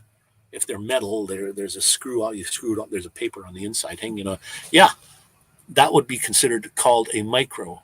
When you see, you have to tell the size of this thing when you hide them. A regular is about the size of an ammo box or bigger. A small, they call them a small, would be the size of maybe a little bit bigger than my mouse, like a lock and lock. That would be a small. You could put things in them. But micros, they're too small. You can't put things in there except the paper that you have to sign. So that's the only thing that's with micros. Then they have something called nanos, which are half that. They're only this high, but it has a lid. It's round as my little finger. It's smaller than my little finger around. And okay, you're hurting my brain, Wayne. You probably have geocaches all around you there, Leonard. Yeah, hurts your brain. No, it's fun. It gets you out hiking, gets you out looking around in the bushes and stuff. And yeah, people sometimes, if you know what that saying came from, oh boy, I can't think of. The people that don't know about geocaching, that are looking at you and wondering what you're doing, those that they don't know geocaching, those people are called muggles. That comes from Harry Potter. Harry Potter used muggles, people that don't understand about magic and stuff. Well, that's what non-geocachers are called to us. Like if I'm out looking in the bushes somewhere and I see somebody watching me, well, that person is probably a muggle. He doesn't know what I'm doing, and he's suspicious. Like, what the heck are you doing in that bushes for 15 minutes looking around? And some of these things are very, very hard to find, and some are simple. And for me, I used to have quite a few hidden out there, quite a few, but now I've disabled a lot of them. But you get a thing called an MO. My MO for hiding geocaches is to make it so that, how many inches is that? How many inches is what? That's cool. Like, yeah, it is. Treasure hunting, exactly. Kids love it because I have some big ones that are, big peanut butter jar. Big peanut butter jar, and then put into a Tellus box, an orange container, just hanging on the posts on the roadsides, and it's right in there. So you can't really see the thing itself. You see the orange Tellus box, and you drive, oh, there it is, and pull it out. But it can have stuff in there. And I'm saying like fridge magnets, they call them tradables. And the whole idea behind geocaching, again, is to find the geocache, trade an object if you would like. Don't really take an object, and they're fridge magnet things. They're priceless. They don't have a value of cost. There's, like I said, a magnetic thing or a little something from the it's good for kids. Even money. Sometimes people put a quarter in or a loonie, $1, put it in there, and then you put something in and you take something out if you would like, and then you keep that thing and put it in the next one maybe, or keep it. And kids love that idea, especially finding the geocache. I remember one little girl saying that she found my geocache and she wanted this ring that was in there, like a plastic ring with a big diamond on it. she wanted that. She says she didn't have anything to trade. She was worried that she wanted that, but didn't have anything to trade. So I told her, well, put a penny in there or a coin, or there's this rock painting thing. Make a little rock, paint something on the rock, and put it in there. Then you can trade. Or some people would say, "Oh, go ahead, just take that thing. And don't worry about putting anything back in." So you trade your little objects, whatever. There's always a piece of paper to sign. That's where you put your geocaching name, and then you put everything back the way you found it. That's the whole game. It is a treasure hunt. It's always a treasure hunt because every time you're looking for a treasure, and some of them are, well, okay, peanut butter jar, big, right? Must be easy to find, but not always. But they can be as small as you take a piece of paper, thin strip of paper, maybe this wide and this long, and you fold it so it's flat, and it's about a square this big, but it's flat. And you put that in a very tiny Ziploc bag, and you stick that in a crack of a brick wall. You see, how hard is that to find? Very hard. You're looking in this brick wall and you see all the cracks, but you got to find that little sliver of a Ziploc bag. It's very tiny.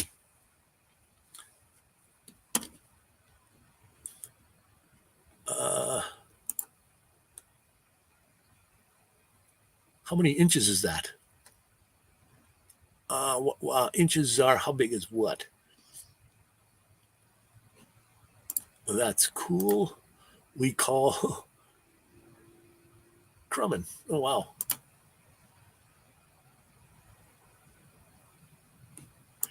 Yeah, I know there's actually a lot of elderly people that do that because they like to get out and walk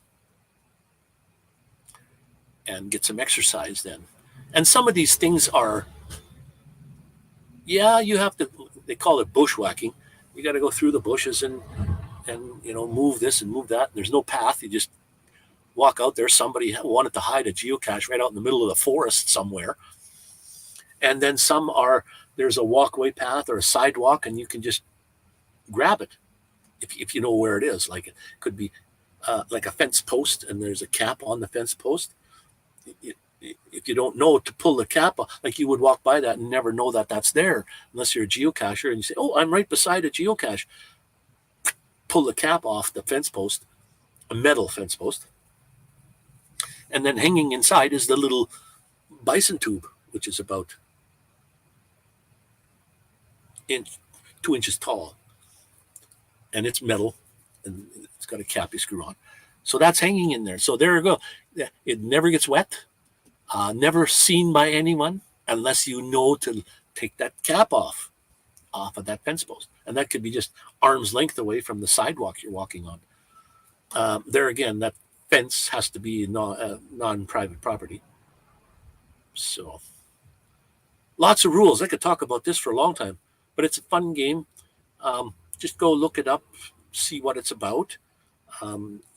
You have to, if you want to play the game, you have to join geocaching.com, but you don't have to pay money. You can pay money and get the full version, but you can play the whole game without. And back in the day when I started geocaching, you had to have a GPS unit that only does GPS coordinates. You couldn't use your phone. They didn't have that on your phone. Now every phone has GPS. You can download.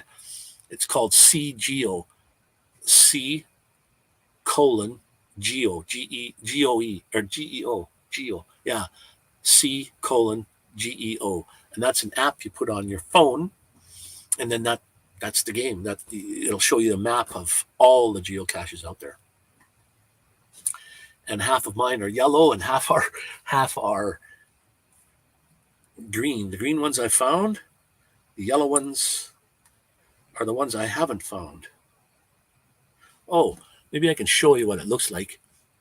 This one right there by my finger. It's orange with a little green, and it's called C::Geo. It's probably fuzzy, but that's the one. So if I press on that,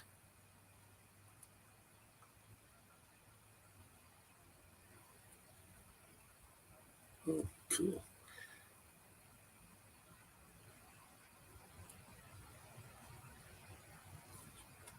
Okay, let's go back to here. Let's go to map. I'll click on the map. Now I can show you this one. Let me just see here if we can see this without having too much light. That blue triangle thing in the middle is me, and you can see those green things there with a treasure chest in the middle, white treasure chest. That green one there with, I don't own, I haven't found that one yet. These other ones with the smiley face beside them, those ones I already have found. So there's 2 right there I haven't found, and there's another one there. So there's a whole bunch of these things. Now, if I zoom out a little farther,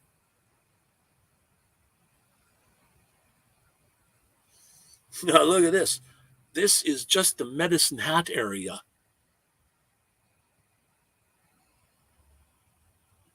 There's green. All those green dots are the ones that I have not found.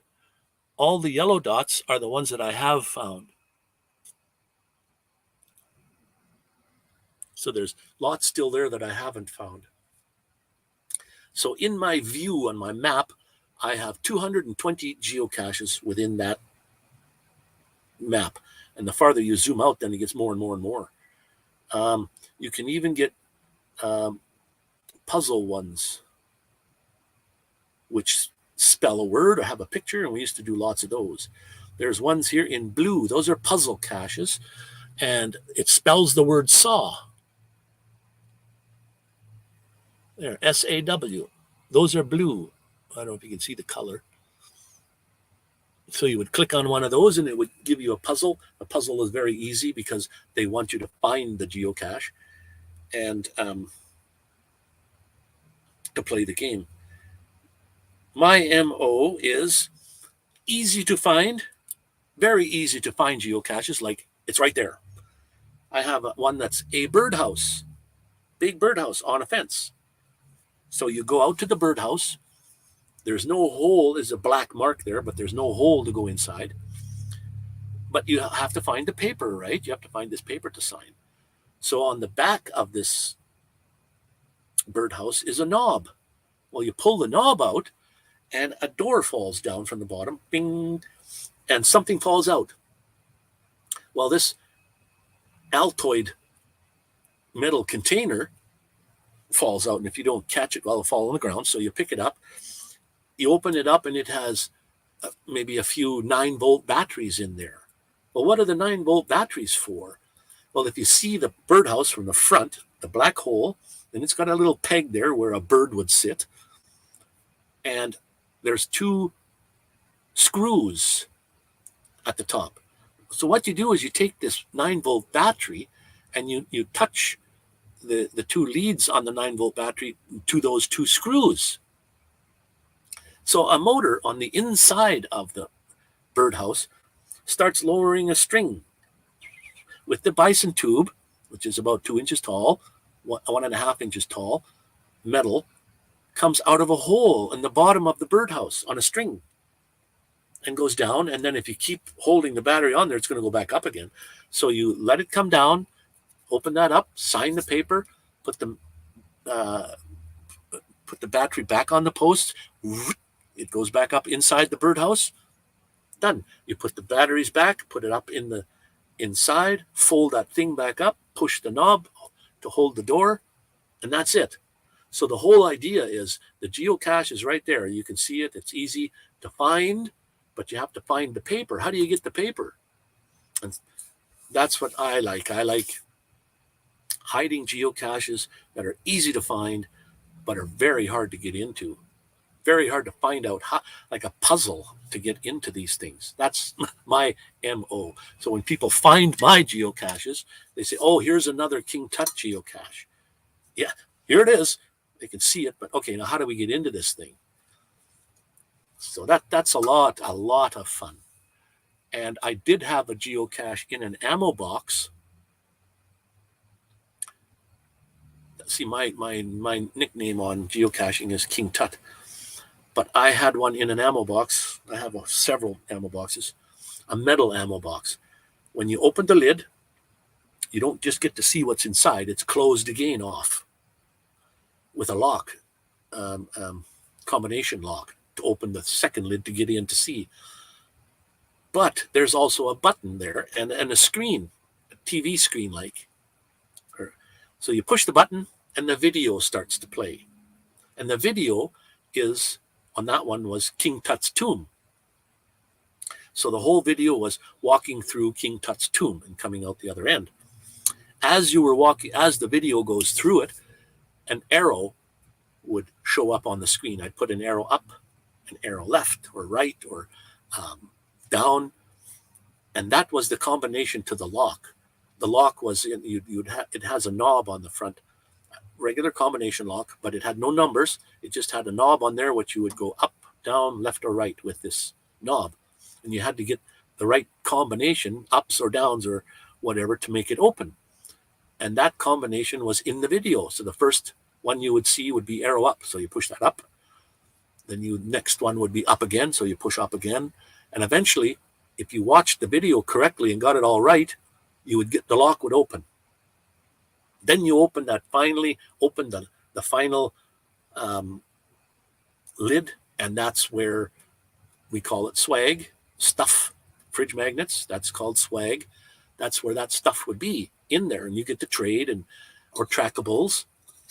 And the most important is the logbook that you have to sign. If you don't sign the logbook, you're not supposed to record it online as, hey, you found it, but you did not sign the logbook. So you have to record. It's called a DNF, did not find.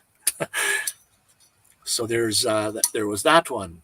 And then you lock it all back up again. Next person comes along, they have to push the button, watch the video, open it up, sign the thing. So those were a lot of fun to make and to do. I don't have that one out there anymore. I don't know whether the video would play during the winter time. It gets really cold here. Electronic things outside in the cold probably don't last that long or that good. Well, anyways, I've been talking all the time here, and you guys have been not saying anything, and I think there's some people in the house still. I maybe shouldn't have been talking so much. Anyways, I've been on for 2 hours and 23 minutes. Holy smokes. Man, the time goes. And I got to get a hold of my friend here so that I can go take some measurements of the Plinko. So I can put that in SketchUp. So I'm thinking, guys, I'm going to end this live. And I just wanted to say I appreciate each and every one of you that came here, the ones that are in here now. Thank you very much. I have a lot of updating to do. I can even go out and subscribe to a few that I've missed, and appreciate each and every one of you. And again, like I said before, if nobody yet has told you they loved you yet today, let me be the first. I love each and every one of you. You're all my family. You're all my friends, my brothers and sisters. I love each and every one of you. I don't care how old you are, how young you are. You're all, to me, great. And again, stay awesome. Be cool.